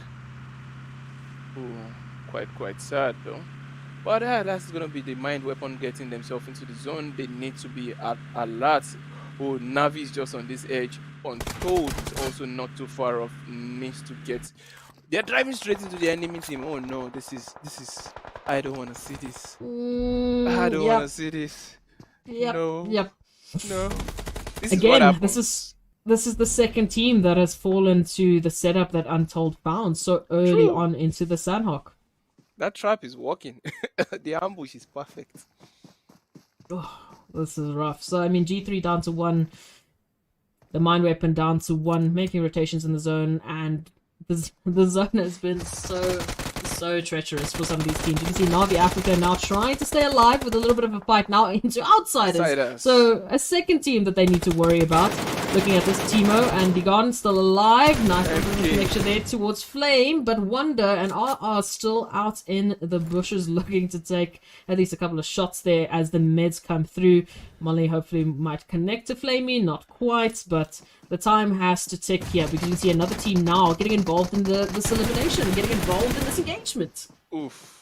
Timo putting some amazing gun skills to play right there. He knew just when to pop out of cover. He knew just when to make sure he gets to revenge for his down teammates right there. But I think outsiders could have played that a little bit more cautiously. You know, rushing out to get that thirst might not have been the best play right there, because there's still a possibility that Navi Africa had a member, Timo, just sitting there waiting for you to show yourself, and that's exactly what happened. Now Outsiders is down to just 2 players, as well as guys from Navi Africa, as they make their way into that zone. A lot of work for them to do at this point in time, but Cyclone, we've not seen much of them in this particular match, but they still have a full squad up alive. Do you think they will be pulling off something today? Well, I mean, they were the first team to get those eliminations right at the start of Sanhok, so they're on some different kind of energy into this one. So I would hope so. I would definitely hope so. We got to keep an open mind. It is Inkosi. The action always continues. Quite a tough time here for Outsiders, who have to make a little bit of rotation right into the back, not only of Enigma Galaxy, but of course, as you mentioned, Cyclone Shield Esports, who are just on the other side of this hill alongside at least one of the remaining players there, unfortunately. One of the oh my goodness, again, Cyclone set up beautifully. They just have to take a jump and a skip into the zone, and bam, they've got a winning position here. Look at that. Look at that. It's this zone has a lot of hill tops right there. So we've got frags on top of the hill, Cyclone right below the hill, and man, oh man, you know, from the angle we had before, Thor looked as though he was on top of a tree. So I was going to mention it, that is this man on top of a tree or what's going on right now? But right now I see he's on top of that particular hill, and it's looking really, really beautiful. The setup is quite nice right there, from Cyclone just holding the base of that hill, waiting for any zone, any team that might be rotating into this axis as well. But now they've got to find a way into the zone though. But right there and then on top of that hill is going to be Enigma Galaxy right there, just waiting to see if they could pick up a couple of teams right now. I mean, we have to give a little bit of credit to Enigma Galaxy for making it to this point. They've had to really, really fight for this position. You can see Manny in a beautiful position is going to find MG, so an immediate confirmation there of Gold Diggers back into the lobby. Down to 8 teams. Enigma Galaxy holding a great angle, but they need to be careful here, because there are some absolute beams coming out from Cyclone Shield Esports, and they look relatively uncontested coming through here from the northern side of this zone. So hopefully they can find a good pathing into safety. Oh, that northern side must be absolutely popping with eliminations. Yeah, lots and lots of eliminations. But look at Force. Look at Force. Oh no, this might be really, really delicate for the guys from Cyclone right there, because Cyclone Roach looking up right there and absolutely lasering down frags on top of that hill. But they are going to be sending multiple frags. But right now the Predators down the hill to their southern side right now. They've got to be careful right there, because they're about to get flanked. Their backs are completely open. And Force for Main is also down behind them. They need to source that out really, really quickly. Not everybody should be looking up right now. It's a delicate play at this point. But looking at it, look at the zone. They are dab center of the zone right now. Also, it's only 3 teams that's actually in zone. We had 6 teams alive up until, my weapon actually went out. The rest, they're out in the zone running with heal strats. That's all they can really work with. So as these engagements now start, I mean, it's between Cyclone and Force 4. In the meantime, Enigma Galaxy, they can just and let these 2 teams take out themselves. Predator still healing out in zone, and Danny Brown looking for an angle into the action with Force 4, who do have at least light down, but a potential opportunity here to get the reds. They just need to be careful of those line of sights, those angles that Force 4 can use against them, and they have to be worried about Enigma Galaxy just on the top of the ridge, watching down at these 2 teams and just waiting for an opportunity to take them out. Man, it's absolutely interesting to watch right now. It's Enigma is just like, yo, you guys just have fun down there. But the zone is gonna push them at 30 seconds. We've got Force for Min rushing in on that one and saying, not on my watch. And that is some pretty smooth gameplay from Force for Min, I must say. Going all the way around to take away the enemies up there that are not taking the fight. That's going to be...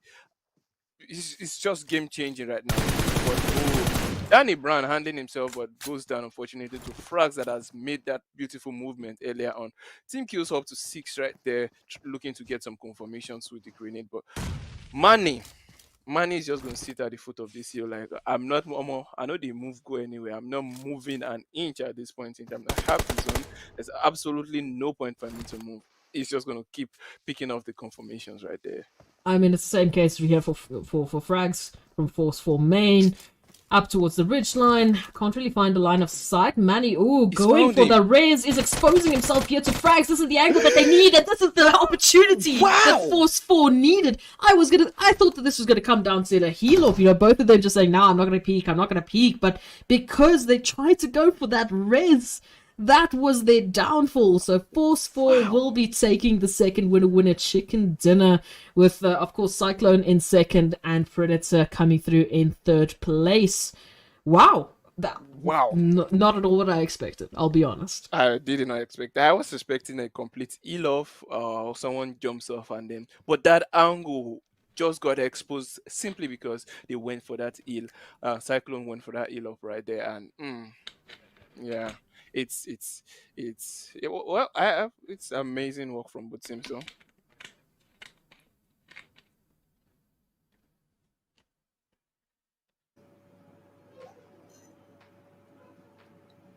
Guys, honestly, congratulations to Force 4 for taking that map. Cyclone, oh wow, they really gave in that super effort. I saw when the camera panned to them and we saw, what they were working with and the plan that they had. But after seeing, how it turned out for them, how do you think that it paid off, or, is there something that they could have done better as? Yeah, not go for the res, I guess, but information is key in that scenario. They knew that they were players there towards, the top part. They were the ones who took them out. So I feel like Cyclone maybe dropped the ball on keeping track of their opponents in those last couple of moments. They were pretty chaotic. I mean, Force 4 just ran up that hill to take out Enigma Galaxy. So in a matter of seconds, you were down to that 1v1 with the respective team. But yeah, unfortunately, it came down to an information play. Thought they were safe, thought they could go for the res, and because of that, just perfect positioning there for Frags to get that last elimination onto Manny. So it happens. It's information game. Sanhok, absolutely crazy. Yeah, you definitely win some, you definitely lose some, you know what I mean? So who do you think, because we did see a lot of interesting plays this game, who do you think had the best strategy, Viper? It's really difficult to pick it out of all the chaos, but I would say the guys from Icon was really nice. Getting themselves up that last point, getting themselves well set up in defense. They had the perfect setup just on the base of that hill, looking to take a couple of shots towards the rotating enemies, and they played together as a team until the very last minute. They had a few last strikes. But yeah, overall, I would do a lot of effort. Yeah, they did put a lot of effort, and yeah, you're right. It was definitely hard to see who had the best strategy because it very much seemed like it could go to anyone, and I did think that Cyclone was gonna take it, but unfortunately they didn't. Now, when it comes to communication, do you think that the comms were, as crisp as they should have been on the Force 4 side as?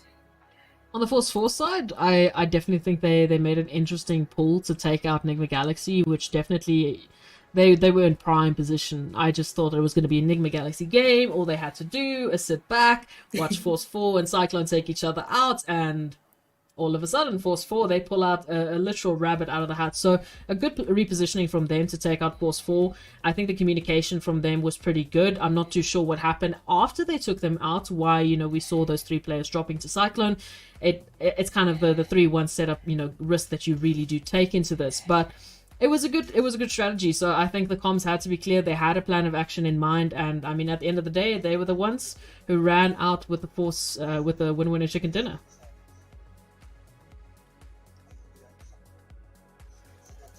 So definitely when it comes to aggression, I like a little bit of fire, I like a little bit of craziness, I like a lot of action. Would you like to see more aggression, or are you fine with this, whole camping situation, camping a building the entire game? You know what I Hey, mean? look, we generally do what we say. Instead of saying it's passive play, we say that it's calculated. They're taking a calculated approach into the final moments of the action, because at the end of the day, like we mentioned, the aim is, yes, you want to get a little bit of cash, maybe, week by week, but you want to get the most amount of points. So that goes hand in hand with placement and elimination. Sometimes you have to be a bit more aggressive, like we saw with Cryptics in that first game, just running for fights after fights after fights and picking up some great eliminations. But they knew that they could do that. They knew that they had the capability to win those engagements, and they were the ones starting and finishing them. Then you might take a little bit more of a calculated approach, maybe like Untold, setting up, into that beautiful southern position towards the island, getting some, early eliminations, but then focusing on positioning. Unfortunately, didn't pan out for them because Cyclone had the better positioning. They had the better information. So I think the level of aggression coming through from these teams is... It's debatable, because you could be a team like Cryptics who runs away with 19 eliminations, but then you don't come through on Sanhok because you might be too aggressive, because you find yourself in those third-party scenarios like we saw with Navi and Feed the Pain and Active Gaming. It happens, if it takes too long. But I think the teams are still figuring themselves out. With Inkosi, we generally do see a little bit more of a scattered approach, because the teams have to constantly keep changing what they're doing because there's so many new factors coming through. So for now, we'll have to wait and see what Miramar's going to hold. Yeah, we have to wait, because Sanhok is definitely an unpredictable map. But let's look at the MVP of the match. This one was hard. I don't know who's the MVP, to be honest. I don't know who's going to take this one.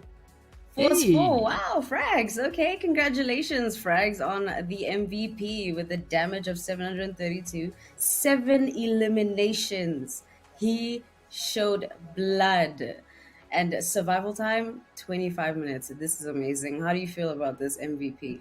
I mean, it's well deserved. This is the reason that Force 4 won that winner chicken dinner in the first place. It all came down to Frags clutching it out in those final moments with Manny. So absolutely well deserved, and keen to see that, the eliminations were there. The damage might not be as crazy as what we saw there from the previous MVP, but there to get those finishes, and that's what really matters. As a team, you can build up that damage, but someone needs to make sure that those final bullets are hitting. The final nail in the coffin is getting punched through. So great change up coming through here, and hopefully we might see a little bit more of a return. I'm just happy that we're seeing a change up of winners coming through from the first map as opposed to the second map. Yeah, definitely. Even with the last week, it was a lot of surprising things going on. So it's good to see that, the teams are stepping up. They see the threat and they're like, I don't care, I'm running in here and I'm gonna take what's mine. You know what I mean? So with the teams, when it comes to the strategy and how they went about the game, I think honestly the 2v2 situation, the 4v1s and everything like that, and then like when you mentioned taking out the member as they kill them, do you think it's better to just pick off one by one, or just take out the whole team and push, considering how many third partying there would be? Well, the fun thing about this is that we have prime, example of both. Like Cryptics tends to be one of those teams that if they find one or two, eliminations, and they see that they have an opportunity to just make that short burst to finish off the team, they're going to take it. But the difficult part of PUBG Mobile in general is that even though you think that it's just you two fighting, like you mentioned, there's always a third party blooming, especially on Sanhok. So you can't always get tunnel visioned to just absolutely run at one team, because running at that one team will end up, getting you in a position like we saw with MRU and the mind games coming through. So there you need to be cautious. You need to make sure that you've got the information. It's a calculated approach with PUBG. You need to make sure you've got your angles covered. You need to make sure that you're pincering, the team that you think that you're going to be taking out. You need to see, okay, do we have someone on the back watching our backs, keeping an eye on the high rises? Do we, make sure that the rotations are in check? Because so many things can go wrong in a matter of seconds that leads to your team being the team to be taken out, and that's not what you want. You want to be able to get those eliminations and get out, get a fight, be done, get out, especially in Sanhok, which for some teams is a very difficult thing to do, and sometimes it comes down to a little bit of that RNG, like Navi getting dropped an MK14 literally right in front of them, but then immediately running into a setup from Untold. It happens. It's just how the cookie crumbles sometimes. Truly, and as Viper said, the PUBG gods literally said, "Here you go. You can take that since you took out that other team." That was a really good thing to see, but unfortunately for them, they got taken out like unexpectedly. Do you think, in terms of positioning, I forget which team it was. I think it was Predator that was above Cyclone by that mountain. Do you think their positioning, I honestly think higher ground is always the best thing to do, but everything just happens so fast. Like tell me about like how they got knocked out so quickly. I was very shocked by that. So yeah, what we mentioned there towards the end, we only had 3 teams in the final zone. But we had like on the overall HUD, we had like 7 teams still alive. That's because some of the teams unfortunately got stuck, including Predator, down in Quarry, just having to sit in the blue and heal off and hopefully trying to get as far as they can. So they had no opportunity to really get involved, unfortunately. Yeah, unfortunately for them, hey. So now let's look at the match rankings. I'm so excited. I'm like a kid on Christmas. First place, Force 4 main, winner chicken dinner with place points of 15 and total points of 24 with 9 eliminations. Now it's no 19, but a win is a win. How do you feel about this, Ez? I mean, this is what we want. 10 points away from, that crazy game from Cryptics in the first, but look at where they are here for the second match. They've got 5 points. So overall, they're running with about 39 points. And now Force 4 main getting very, very close to catching up. This is what we want to see from them. And yeah, this is a good start.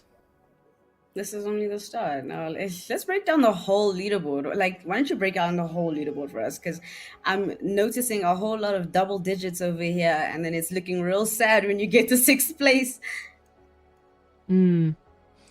It's an interesting change coming through here. I like I said, I like that we're seeing different winners coming through. I do. I want to see that competition right until the end map, right until Miramar. I'm even happy for Miramar to have a different winner chicken dinner. So it's good to see these changes. Yeah.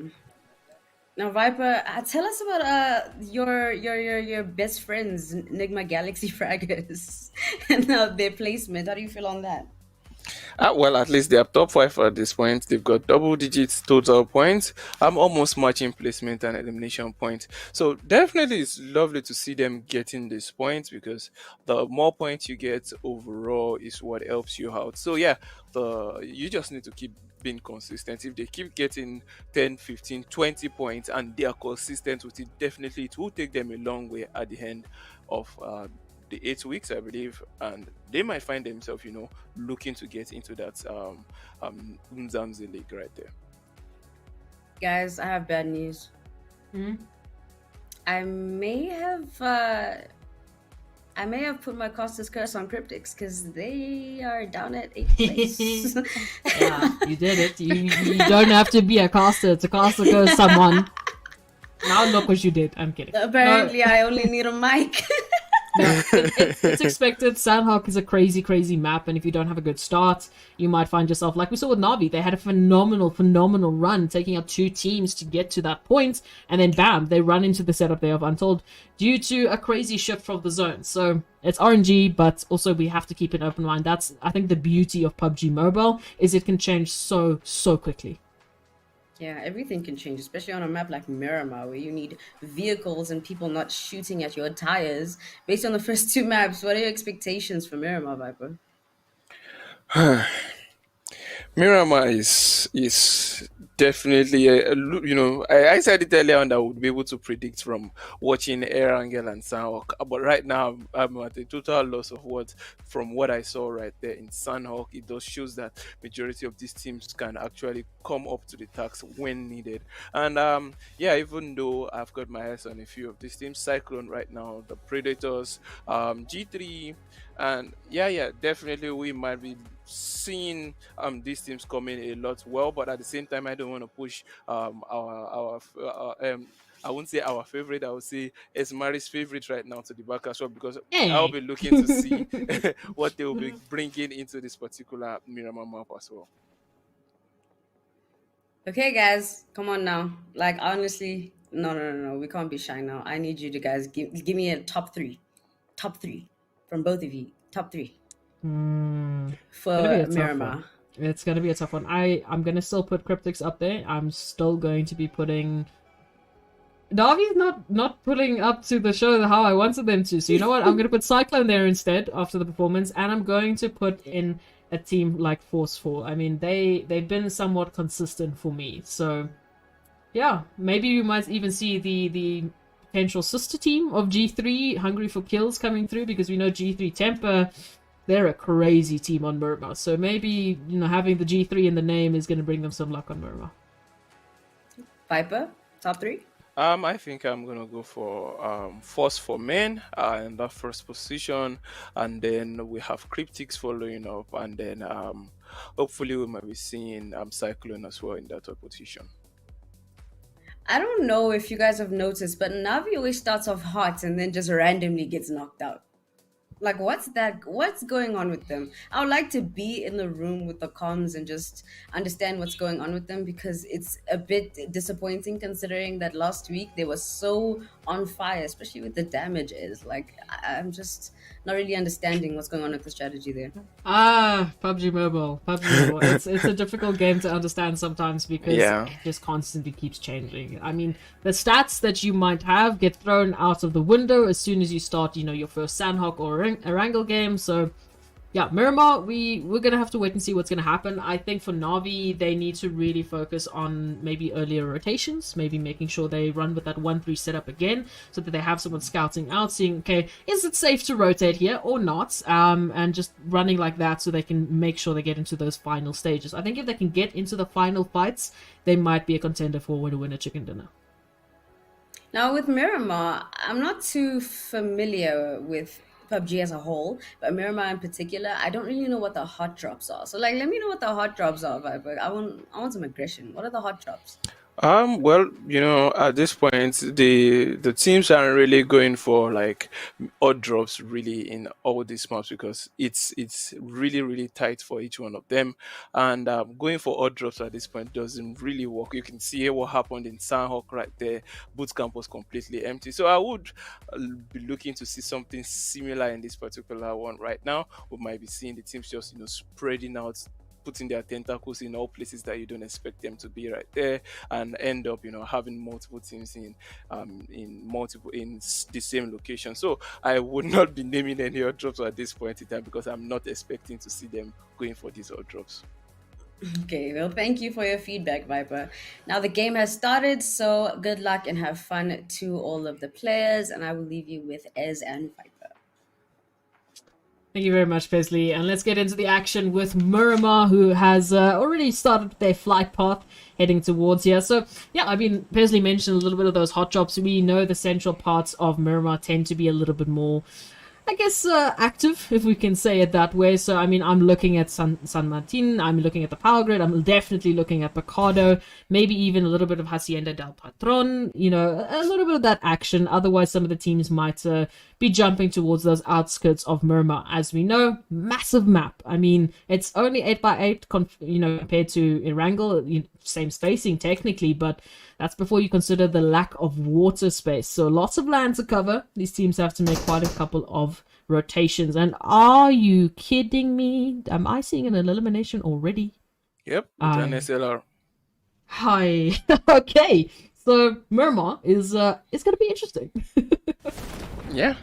Or it's just one of those, situations whereby you have that immediate first kill on landing, and then nothing else happens for like 10 minutes into the game. Well, the mine weapon, they've picked up 2.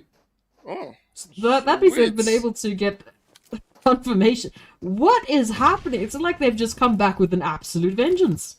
Sweet. See what I was talking about. You could see this is multiple teams landing on each other again, and Navi does seems to be the one on the receiving end of this one. Force for Men also is getting hit hard right now by the Predators. Oh no. All the guys we've mentioned are getting taking out one after the other this early into this game. What have we done, Esmari? What have we done? And I'm gonna say I've done nothing. Okay, I was put into a situation to make predictions, and it wasn't my choice. So it's not my fault. Even Force taking down. Oh no! No.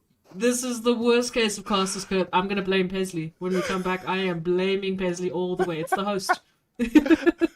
No, Shay, it's not her fault. It's definitely on us. Casters Curse came through.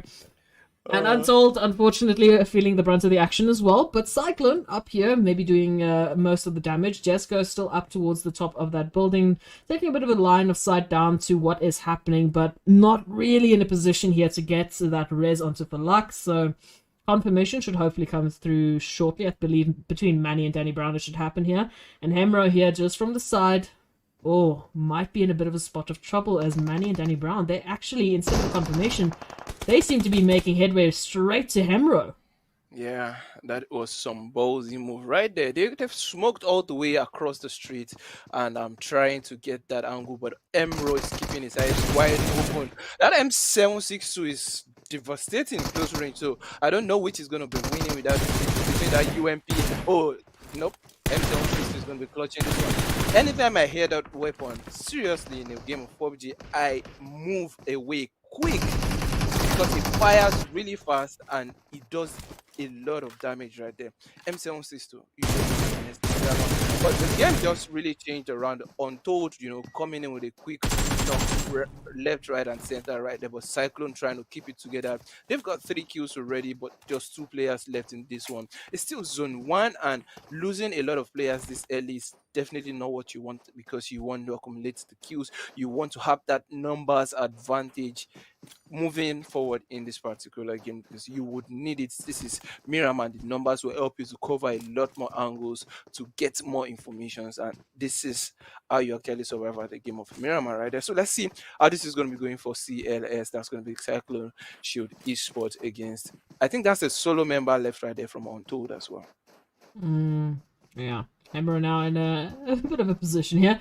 Cyclone, Shield Esports looking to get those 4 eliminations, that full team wipe coming through for them potentially. Depending on what Hemro can do in this situation here. Nade popping out. It's not going to be making a connection just yet, but is going to be giving Roach the opportunity to just make that rotation into the building. So a cautious approach here, as we know, 14 teams on the board for Miramar currently. And yeah, it's definitely not what I saw coming with Miramar. So confirmation there for Untold. I mean, 2v1 scenario, you're getting rushed. It's very rare that those crazy clutches happen, but yeah, in that situation, not going to be the case. So 13 teams down. It still means that at least one team is at risk for going back to the lobby with 0 placement points. But for Cyclone, I mean, they've got these 4 eliminations, so they might be a little bit happy. They do have to take 2 players into the rest of this map.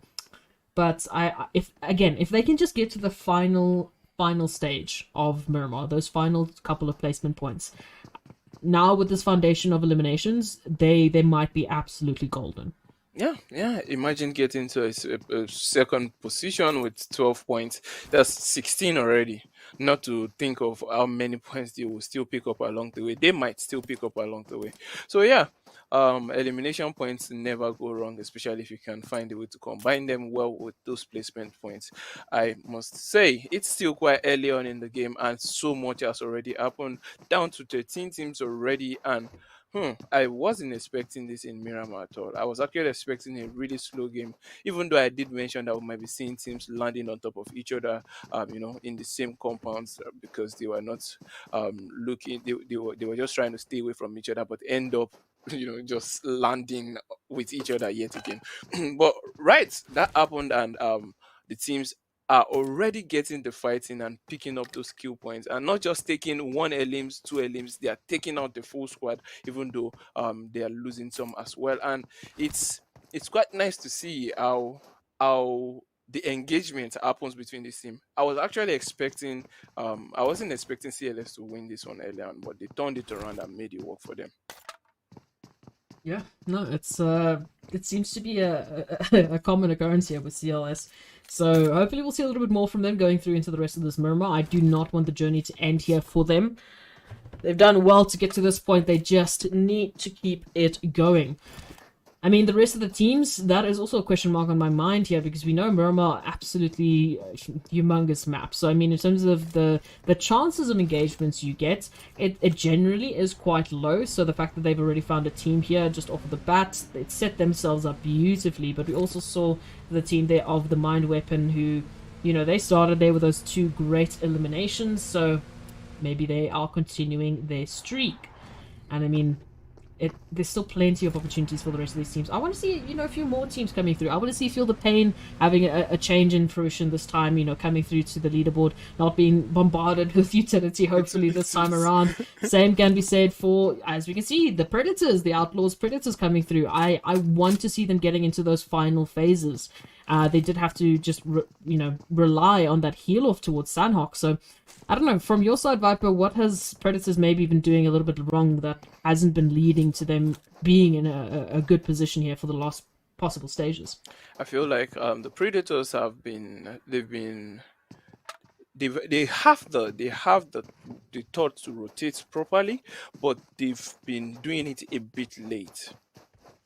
So if you want to rotate, if you want to take certain kind of rotations, the way the Predators have been taking them, trying to take some really bold positioning, you need to get there early. You either need to be the first one there, or if you're not going to be the first one there, you need to put it at the back of your mind that this is a position that we are looking to push up into, and we are going to take out anyone in our way to not get down to that position. So you want to make sure every single move you are making is to take down a particular target right in front of you, and you need to be sharp, you need to be concise, and you need to be extremely effective about taking that decision and making it happen at that point in time. The communication has to be 100% scripts, no dilly-dallying on decisions to be made, and every single action to be taken.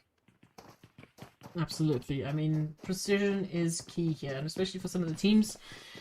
They've made a couple of mistakes. Hopefully they have polished them out into this one. Hopefully would love to see Predators there towards those top 4 fights, you know, in the trenches there towards the end. A couple of rotations being made, as we can see on the mini-map. I believe that is Gold Diggers. Jim coming on through in the buggy is going to make a quick turnaround and say, never mind. I am not going to go this way, thank you very much. But for now, we'll be able to get away.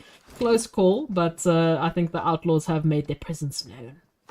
Yeah, that moment you're just driving around, cruising around peacefully, and then all of a sudden you hear car hell, you're like, okay, maybe I can still wiggle my way around, and then the next thing there's an AKM going off right in your windshield right there. You're like, nope, I'm out. I'm out of this one. You can't get me on this one, because majority of players that get down earlier on in this game gets taken down, especially when they're trying to make those rotations. Rotations are very, very crucial. This is one thing I hope I would see a lot more from the teams out here, because the scouting ability, like fine, every single player in the team is meant to be a scout, but there's one that is more tailored to get that scouting in for the rest of his squad. So I'm expecting to see teams moving their players actively. Maybe that's what Navi is currently doing right now, because you could see the bot just dilly-dallying around that position, hoping to see if he can get some more information. He knows there's a team right here, but probably just trying to pick up the sound, or there might be one here. I think we've got all positioned around this axis, and the team knows not to pass through this side and knows to keep an eye out from G3 that is in this position. So if G3 is going to rotate out of this angle right now, there's a possibility Navi would set up an ambush right behind them to wait for them to make the rotations into the zone. Yeah, I am glad to see that Navi is back to that 1-3 setup, getting some information, good scouting happening. As we mentioned, they did that on Erangel, and it worked out for them up until they went up against, I believe it was Force 4. So just keeping the communication clear and calm, and taking their stride in Miramar. We know Miramar is generally a lot more long-winded in terms of not only the distance, but also the pacing that the players are going to be taking into these zones. They want to make sure that they get themselves into the final moment. I believe that is, Cyclone Shield Esports making their approach as well. Are going to get a little bit dinged up. is going to be Roach. So again, a little bit of scouting happening here for them. Information fed back to the team, and bam, that pathing is going to be changed for them. For now, G3 just holding the high ground, I guess, waiting for a couple more teams to maybe give them some free eliminations going into the next phases of the zone. But only phase 2, 13 teams still left alive, and plenty of rotations that still need to happen. I can't just help but get distracted by the outfit of Jigo right now. It's literally bling bling. It's like, yeah, I know. It's look at me, I'm on fire, but I'm not on fire. I can tell you what, when the Lamborghinis were all released, and the next day I think I was casting a PUBG game, and bam, Lamborghini. I was like, yo, come on, guys, making me feel poor here, but okay, coming through here. Some of the players with some absolutely insane kits, and yeah, can be a little bit distracting, I guess. It is distracting. Like, I could not see past his outfit. Like, it's just right there in my face. Like, look at me, aren't I just beautiful? Yeah, but as it does seem like we can see the mind weapons just rotating right around. I might actually be looking to make a push towards Hungry for Kills G3 right now, but yeah, maybe you can see Snake Eyes just doing a bit of slithering right around their flanks right there. But got to keep his eyes open because Cyclone is not too far away, but Navi not having the best of days right now as FP is just eating in the shot onto their position as well. It's fair the pen has found Navi probably on the rotation because I've seen them. They've been moving around a lot, probably looking for a city or a small hill to call their own. Patchy, Smari, I say Patchy. Hey, I Patchy's not miss here this Patchy. time. I I also Patchy. miss Patchy. I haven't casted with that crazy man in a long time, but hopefully soon. As we move on, a couple of teams like Navi, who unfortunately still down to the 2 members who have managed to survive up until this point. Of course, the bot unfortunately was found in his scouting efforts, so it's not really the way that we want to see Navi throwing some of those numbers around. We do see Cryptix as well picking up a couple of eliminations. Jin there from unfortunately, the Gold Diggers, they have been found, and now MRU and Outsiders name a more famous pet than are you trying to make some rotations here, and unfortunately being caught in a crossfire this time around by Outsiders, who should be able to get that res onto Orisa, as we do see at least one member from MRU making the rotation out of there. But again, they will be running into the final moments of this map with maybe 1, maybe 2 players still alive. Yeah. Orisha is gonna get revived. Okay, that's good. But Rasta comes in right there with the confirmation, and it's bling bling all Q message in our eyes, just right there in front of her face, right there. I think at this point in time they just, oh, this man doesn't want him to get the loot. You see, leaving a trail of loot all the way and crawling away from it. I was just about to say, like, what happened here? Like, breadcrumbs to the box. Like, hello, I'm just gonna drop all my stuff here for you now to pick from. I guess it wasted a little bit of time, but rotations now still need to make. Flamey just barely getting into the zone, and look at this, straight into the duo here of the remaining MRU players, with the chase coming on through by Blaze. Hello, thank you very much. Flamey will be going down. Confirmation immediately, and MRU, they need to make that happen, not make the same mistake that they did on Sanhok. So at least with 1, they might be finding a second wonder as well, going down now. All of a sudden, Outsiders they were looking fantastic there, but now the pressure's on them. RRR is still alive here, but not for long, as you can see the push coming through from MRU and Outsiders. Wow, just like that. I don't know what happened back in the lobby with Outsiders though, because they seemed like they had the the upper hand just a second ago, and then everything just went sideways. It was as though they lost complete comms, because there was absolutely no need for Rasta to actually come towards that particular building to push up. It was completely unnecessary. He could have found a perfect deep to work with, get his health up, and do a bit of damage from far, keep them at bay. But he just rushed straight in, which I find a bit weird, because this team has got some experience under their belt, I must say. It's going to be interesting. I think the main problem there for Outsiders, I mean, is the late rotation. They took their time getting those eliminations from MRU, and yeah, like you mentioned, it just went all downhill there for Outsiders. We can at least focus on some of the other teams making some good headway. We did see Nigma Galaxy getting up with a few eliminations. Navi, of course, making the rotation hopefully into safety out a little bit further away from active gaming. At least I can hope so. I can genuinely hope, and we'll have to wait and see if that actually does come to fruition here.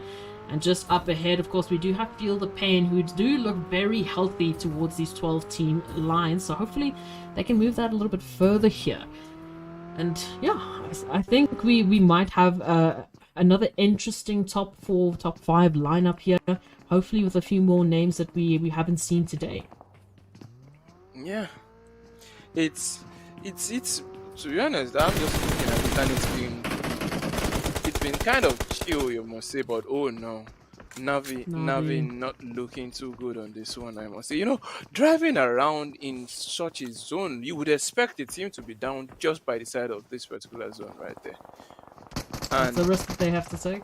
Yeah, I feel they could have made a little bit of a wider rotation, given it would be easier for them to spot enemy in hills and deeps compared to buildings out here in Miramar, I must say. So rotating a bit wider might have been better for them in that axis. But hey, what do I know? I'm out here talking and they're in there playing, you know. Yeah, we're just the casters. We don't have all the information that they do, so they made the call that they did. They can go back to the drawing board for the next week of Inkosi.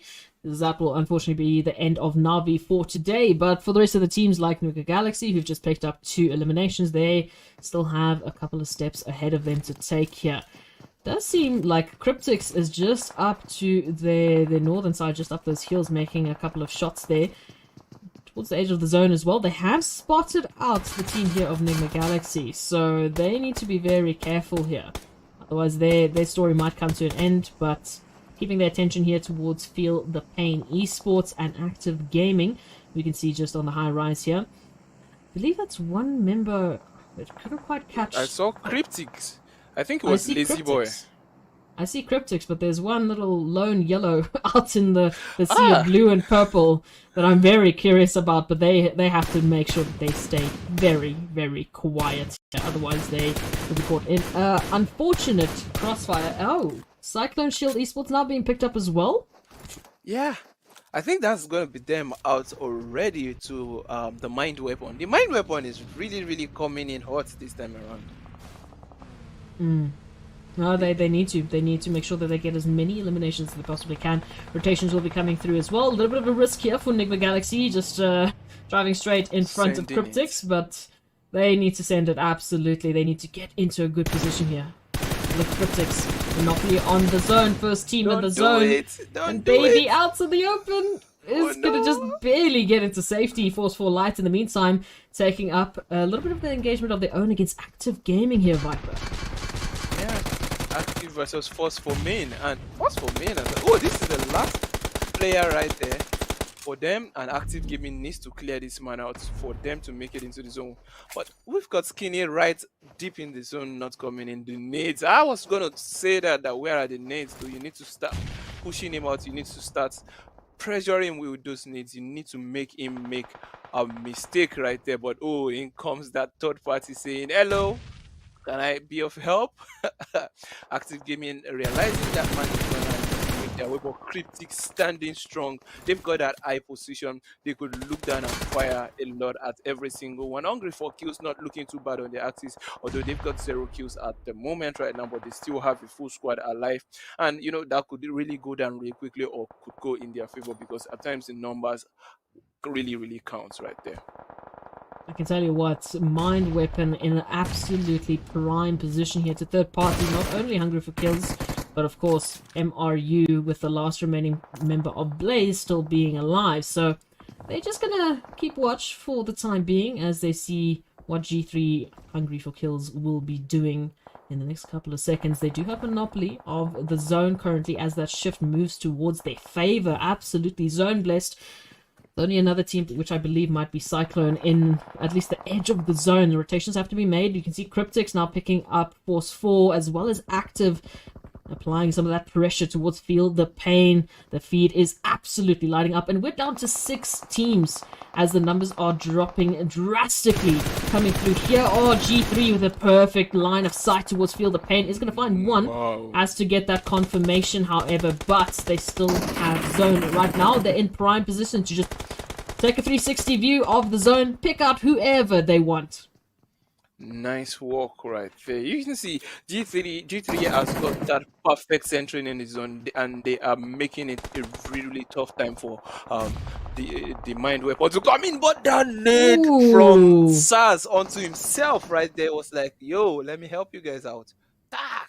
Knocking himself, and mind weapon is going to be flooring it straight in, trying to shade the compound right there. How is this one going to come in? Kratos is going to front of this one really quickly, but that is gonna be wonderful. Nice leg work right there.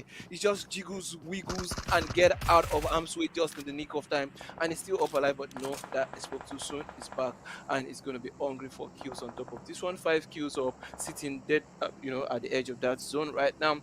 All the teams are making their way into the zone, and crossfires are coming left, right, and center. Critics making it top 5 right now with a full squad pushing up into the zone, and that AWM shot from Marshall. Ooh.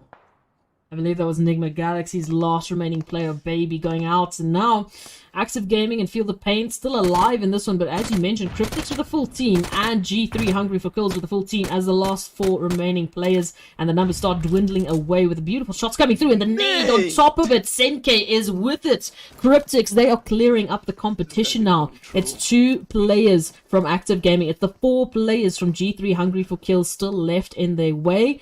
Oh, it could turn around here. G3, they've alright. They've managed to recover. They're getting the HP bars back up to where they need to be. I believe Active Gaming, they're in a bit of a spot of trouble. I believe they were spotted up. Both G3 and Cryptics know their position. So for them, the perfect position right now would be if Cryptics takes on G3 or vice versa, and Active Gaming can maybe get a couple of pot shots, but the nades now flying on through from Cryptics. I don't know. Time is ticking here for Active Gaming. Yeah, time is ticking. The ticker is on for them, and it does seem like Cryptics is not running out of grenades anytime soon, as he just keep chucking grenades after grenade. But look at that zone; he's gonna go right in favor for hungry for kills right there. G3 sitting dab center of that one, but they do not have eyes on every single angle. You can see they are concentrated right on the rear building, holding their compound. So the warehouse is open for takes right there. You can see the building, the garage they've currently got themselves situated at least the one Ash has got himself situated in, has no direct opening to that little warehouse. So that gives Cryptics the opportunity to actually creep up and take that position. So we might be seeing a 4v4 with Sauce looking to act a bit of sauce right there. Maybe shoot a couple of unexpected shots into the fight that will happen between Cryptics and G3 right now at the moment. This is the 4v4 of the century, man. Yeah, G3 hungry for kills. I was going to make that mistake at some point, and Cryptics coming through here. And I like the position from Cryptics a little bit better than I do for G3. They have to make a little bit more of an awkward rotation if they want to get into center zone. Cryptics, in the meanwhile, looking poised and ready. Of course, they do have information regarding Sus, so might be taking that elimination, sending at least one in the form of Lazy Boy to deal with it for the time being. And there we go. Nice. Beautiful line of sight. Absolute timing with that one. And now an angle towards Strange OP is going to find one, but hey, return comes through towards Senke. So they have one member down. G3, they have an opportunity here. They just need to find maybe one more. Oh, just towards the end. Beautiful piece of damage there. And now it is nearly a 1-for-1. Senke should be able to get rezzed up as G3. They have to focus on their own HP bars at the moment, and Marshall's still applying quite a bit of damage. So stressful to see that scope right on these players, because at any point, at literally an elbow or a toe sticking out, you could be finding yourself in a world of hurt. Now Lazy Boy has managed to sneak up here, but Jiggle should be aware that just around the corner there is danger lurking. It's going to come down to the timing here. As you can see, some of the nades going through and the angles being played. Here come the energy drinks. These teams have to be ready for this engagement because as soon as it pops, as soon as there is a moment of action, it's going to be all down there. Lazy Boy is going to find the surprise onto G3. Nearly gets the second, but doesn't quite make the return. And now the rest of the team of G3 and Cryptics have to make this happen. G3 on the recovery here as Ash OP and Sass are still alive, but up against the 3 of Cryptics who are making their move. There is the Molly, there's the nade, and Sass should be going down. It's only one member of G3 who have managed to get a raise. The nades, the mollies, the damage is too much. Cryptics are looking on an absolute tear. It's Strange OP still alive up against Senke. We're coming around here with the nade. Marshall still up as well. Here's the peak coming through into the peak of 2 Cryptics players. Around the wall they go. And Strange OP has to be very careful with their timing here. It's a 1-on-2. They need to isolate this 1-on-1. Marshall going to be the first to just peek out. Just say hello to the shoulder here. And Senke just behind them with the push. Nade comes out, and that's the confirmation. Cryptics taking their second winner chicken dinner. What a beautiful, beautiful player right there from Cryptics, I must say, because that was just absolutely wonderful. Look at the kills right there. We've got that's going to be 11. That's 15 kills coming in from Cryptics. The beautiful push right there. The flank that came in from Lazy Boy, getting that opening knock onto the enemy team right in front of him. He got knocked, but that opening knock was that ginger that Cryptics needed to actually make the push up in, get in and decimate the rest of the G3 team right there. And it was just absolutely wonderful the way they executed that last push of the match. I am saying these guys, they've got experience, right? They've got experience. I really didn't want to be the bias, but I mean the stats go to prove for Cryptics here. Yeah. Congratulations to Cryptics for taking a second map. The Costas curse is not as bad as we thought it was, but for the first 4 guys, I'm sorry. I didn't mean it. It was the first few people that got taken down, and then Navi and was it Navi who got taken down to 2 players in the beginning? Navi. At the beginning somewhere, that was very, very unfortunate and also very surprising. But what was your favorite part of this map, Ez? Favorite parts of this map, I mean, look, the final moments were absolutely phenomenal. I do have to say, I think some of the rotations that we saw, you know, that pickup there of Untold, somehow, some way, I mean, Outsiders managing to make that rotation out of the zone, and then MRU just coming back with a vengeance and picking up the remaining players. It's those revenge plays that were some of my favorite from Miramar. And what were your first impressions of the map, Viper? First impression of the map, at least in the earlier map, in the earlier gameplay right there, like the first zone, I'm seeing how the teams are like quick engagements, a couple of teams losing players. Earlier on, I'd always known that, yeah, definitely this map is going to give us a really good time moving forward, because most times in Miramar it starts off really slow, but when you have a gameplay like this one that we just had, where it's really interesting from the start, you've got teams just having that tiki-taka, that 4v4, having losing players earlier on, then definitely, you know, the Miramar is going to be packed, which is what we saw with that very rare occurrence in the final circle of a full squad facing up against another full squad. Yeah, it was definitely more aggressive this time. They gave me the action that I was looking for, so I was so happy to see that as well. And I looked away for about 2 seconds and half of Cyclone was gone. So how do you feel about their performances? Cyclone, unfortunately. Yeah, it was tough. It was really tough. I thought that they were going to be taking this a lot further. Believe they picked up a couple of eliminations, and then unfortunately we didn't really get an opportunity to look at them. Observers, we had other things to deal with, so not sure what happened to Cyclone, how they got taken out there towards the end. But I think they've made a good start with today. With Sanhok coming through in second place, doing a couple of eliminations towards Miramar. It's a good start for them. They just need to make sure they come back next week and put some heavy points on the leaderboard, because some of the other teams just had some explosive performances. So it's unlucky, but they just need to come back. Yeah, it was very unlucky actually. But over the overall leaderboard, I think is going to be juicy. Things are going to be nice and juicy, especially for your faves, Cryptics. Considering how many kills they got so many eliminations. It's going to be, one to put on a plaque. You know what I mean, and just plaster it all over the place because they did so well. But the outlaw predators rotating late. I know that you mentioned that, Viper. How do you feel on that? Yeah, so I was saying the rotations when you don't make your rotations early up enough, it's gonna it was always gonna cause a problem. And this is what we saw with these teams. If you in any map that you are in, your rotation is very, very, very, very crucial. It depends. If they want to play the late play, then you have to put it at the back of your mind that you will need to take a couple of fights to make your way to that edge of the zone that you want to take. But most times the safer play would be to get into that zone earlier on and set up your ambush. But we've got teams that actually thrive on making those late rotations play. But if you're going to be a team that does that, then you have to be very, very effective when it comes to taking 4v4 fights or taking edge of the zone fights, because then you have to contend with both the zone as well as the enemies in front of you. Do you think that their comms were ineffective?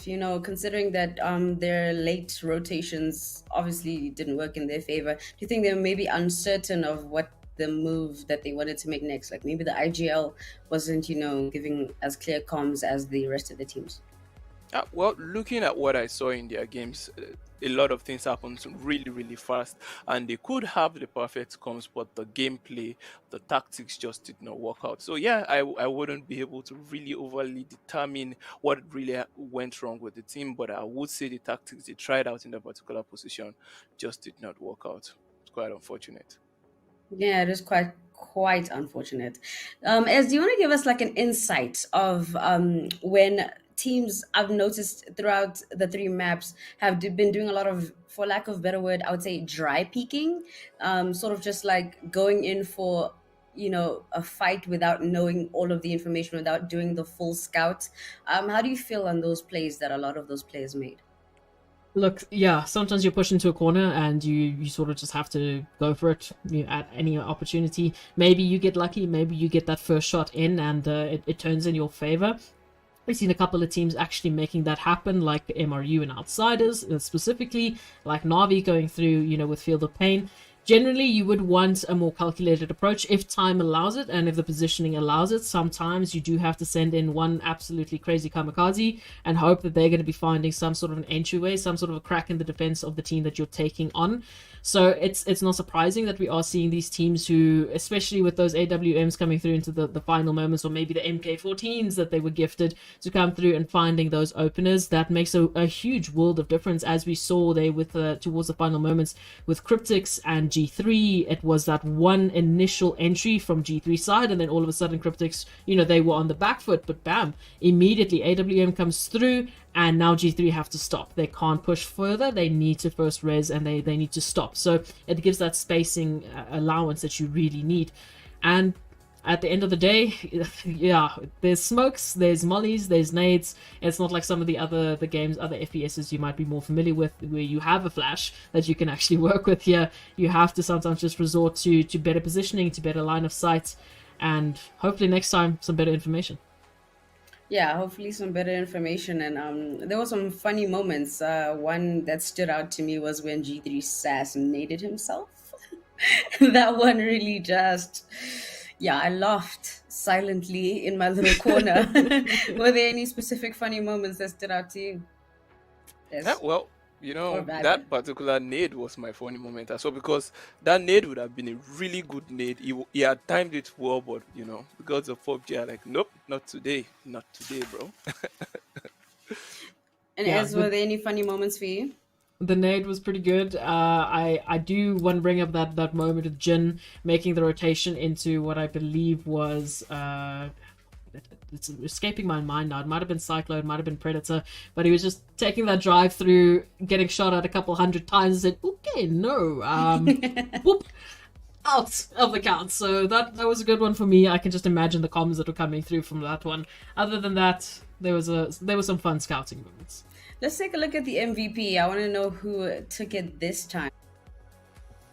Very interesting. Ooh, Cryptic, Senk. I've been waiting for this one. I thought he would take it the first time, but he took it this time and well deserved with a damage of 1,000 and 5 eliminations, survival time 25 minutes. How do you feel on this, Viper? Do you think this one's deserved as well? Yeah, definitely well deserved as well. You can see it all well in the notes of a 1k damage. This was something we saw earlier on in the first match as well with Cryptics. You could see each MVP they take, they do a lot of damage and at least an average amount of eliminations. So it does show that the team do a lot of team plays. You can see their team plays is actually it helps them a lot in achieving these particular awards they are getting right there. Now, unfortunately for Navi, they couldn't take the overall win this week. So, what advice would you have for them for next week while we look at the match rankings? Is The best advice for any player in Inkosi is to keep coming back next week. Just keep signing up, just keep trying to qualify. At the end of the day, RNG is always going to be a factor. PUBG is it's the biggest RNG game that we have. So sometimes luck is just not in your favor. Yes, you need to just work on those strategies. You need to work on adapting to your fellow opponents, but keep coming back, keep starting your journey within Inkosi week after week after week. That's the best advice we can give to any Inkosi team. and I'm sure they would be very grateful for that advice as well. Viper, would you like to please break down this match ranking for this match that just passed?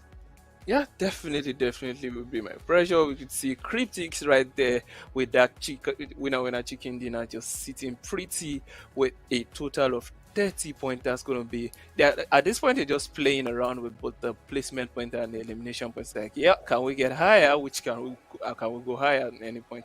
30 points right there. And next in line is going to be G3, hungry for kills with 19 points. The distance between that first place and that second place is a lot, but hey, it's over 8 weeks, I believe. So G3 still doing quite well with that kill point right there, and as well as the placement. But going into a game like this and getting up to 7 kill points is really good.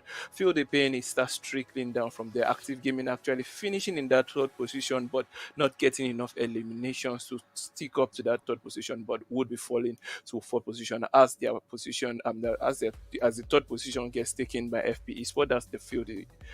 Pain Esports with 13 total points right there, and then it keeps going down from there to single digits number from Nigma, Galaxy Fraggers, the Mind Weapons, which I actually saw them coming with a couple of really nice kills earlier on today, but with just 4 kills right there, not too much in the placement point positions as well, ending up with 8 total kill points. MRU Illegals with 5, tied as well with Cyclone in that 8th position with 5 as well. So it's lovely to see. You can see it trickles down from that top 3. It starts going down really fast from there. The second page is going to have a lot of ones and zeros and whatnot right there. You can see about 6 teams out there with ones and zeros taking binary digits home, but we've got Outsiders Official holding tight to those elimination points, just 2 points right there. Team Untold as well in that 10th position with 2, and the Predators, I was expecting a lot more from them, but ended up with 4 total points with 3 kill point eliminations from that one. But Innovate, I didn't see them at all today, though. I did not. Innovate was very much a scarce team. I was excited to see some of the new names, but unfortunately, they didn't really stand out as much as the ones that we've been seeing, the ones that have been performing as well. But let's check out the overall ranking to see who takes it for this week. It's gonna be a spicy one. Cryptics! Oh my Hey! gosh. I'll let you take this one. Go ahead, have fun. I called it. I'm kidding. But yeah, Cryptics leading the pack right now with 69 points. Beautiful balance in terms of the placement points and eliminations that they're bringing in. 38 eliminations. Just need to point that out. With second best taking 17. That's absolutely it's crazy. It's just bizarre that they're doing this. But with the experience that Cryptix is bringing to the stage, it's understandable. Forceful main, they've been somewhat consistent today, so I'm not surprised to see them in second place with 44 points. Active Gaming as well, they made their stand. Predators made their stand. Neva Galaxy definitely came back towards these last couple of maps, as well as Cyclone Shield Esports. And yeah, first page looking absolutely phenomenal. Beautiful, beautiful performances from these teams coming in the second week to kick off some of those first week, teams back to the second page. So they've done well. If we take a look at the second page to see maybe where Navi ended up in some of our first, week, absolute phenomenal players, we see Navi in 9th place currently with 19 points. The Mind Weapon running with 17. So there's been a bit of a change up here with the overall rankings thanks to today. I think when we take a look at the overall leaderboard of Inkosi, yeah, it's definitely shifting. This leaderboard is looking real juicy. I'm not gonna lie. And even though Navi didn't, give us what we really wanted, they still got a bunch of points over there. We give them their props and everything. They didn't take it this week, but they took it last week, and they might take another week. You never know. Absolutely. But you know what? This time around, I'm happy that we got some action. A map like Miramar is a very slow one. I wanted a lot of chaos. I got it. Is that the type of matches that you guys are looking for? Or are you more into the calm stuff, Viper? Well, it depends on the map actually. Given a map like Erangel, I do love to see teams starting out a bit slow and then getting into some really, really interesting rotations, outthinking each other, and then the tempo getting as high as possible towards the end. Then it tanks, and then just at the tail ends, everything breaks loose. And then in Sanhok, I do love a steady game right from the beginning to the end. I love that active gameplay right there. And then Miramar, I just want it as, steady as possible, not too slow in the beginning. Just keep it steady and then fire off into the moon right at the end. Would you ever join one? Like I know you've played PUBG before, but like, would you ever join a team and get in there, just because, Oh, just for fun? I've played professionally in the past, and yeah, but I got busy along the way, and yeah, I just couldn't keep up with the trainings and everything that needs to, as a professional player, you need to just put in there. It takes a lot of work to actually get up in that stage. But yeah, if I have the chance to do it again, I will do it again. Ez, how about you? I'm even worse off than a bot in that game. Like I'm a tree, a rock. I'm a fence post in PUBG Mobile. So no, I will stick to watching the professionals do what they do best, because the higher you go in the professional scene, the more I forget that they're doing all of this on a mobile. So no, thank you. Yeah, and I'll just stick to sitting here and playing with the universe and my caster's curse so that we can get some entertainment. But thank you everybody for coming here to watch this competition brought to you by Nodred Gaming. This is Inkosi Super Cup, and thank you for coming out to watch us. Thank you as Proxy. Thank you Viper for joining me here today, and we will see you guys next week.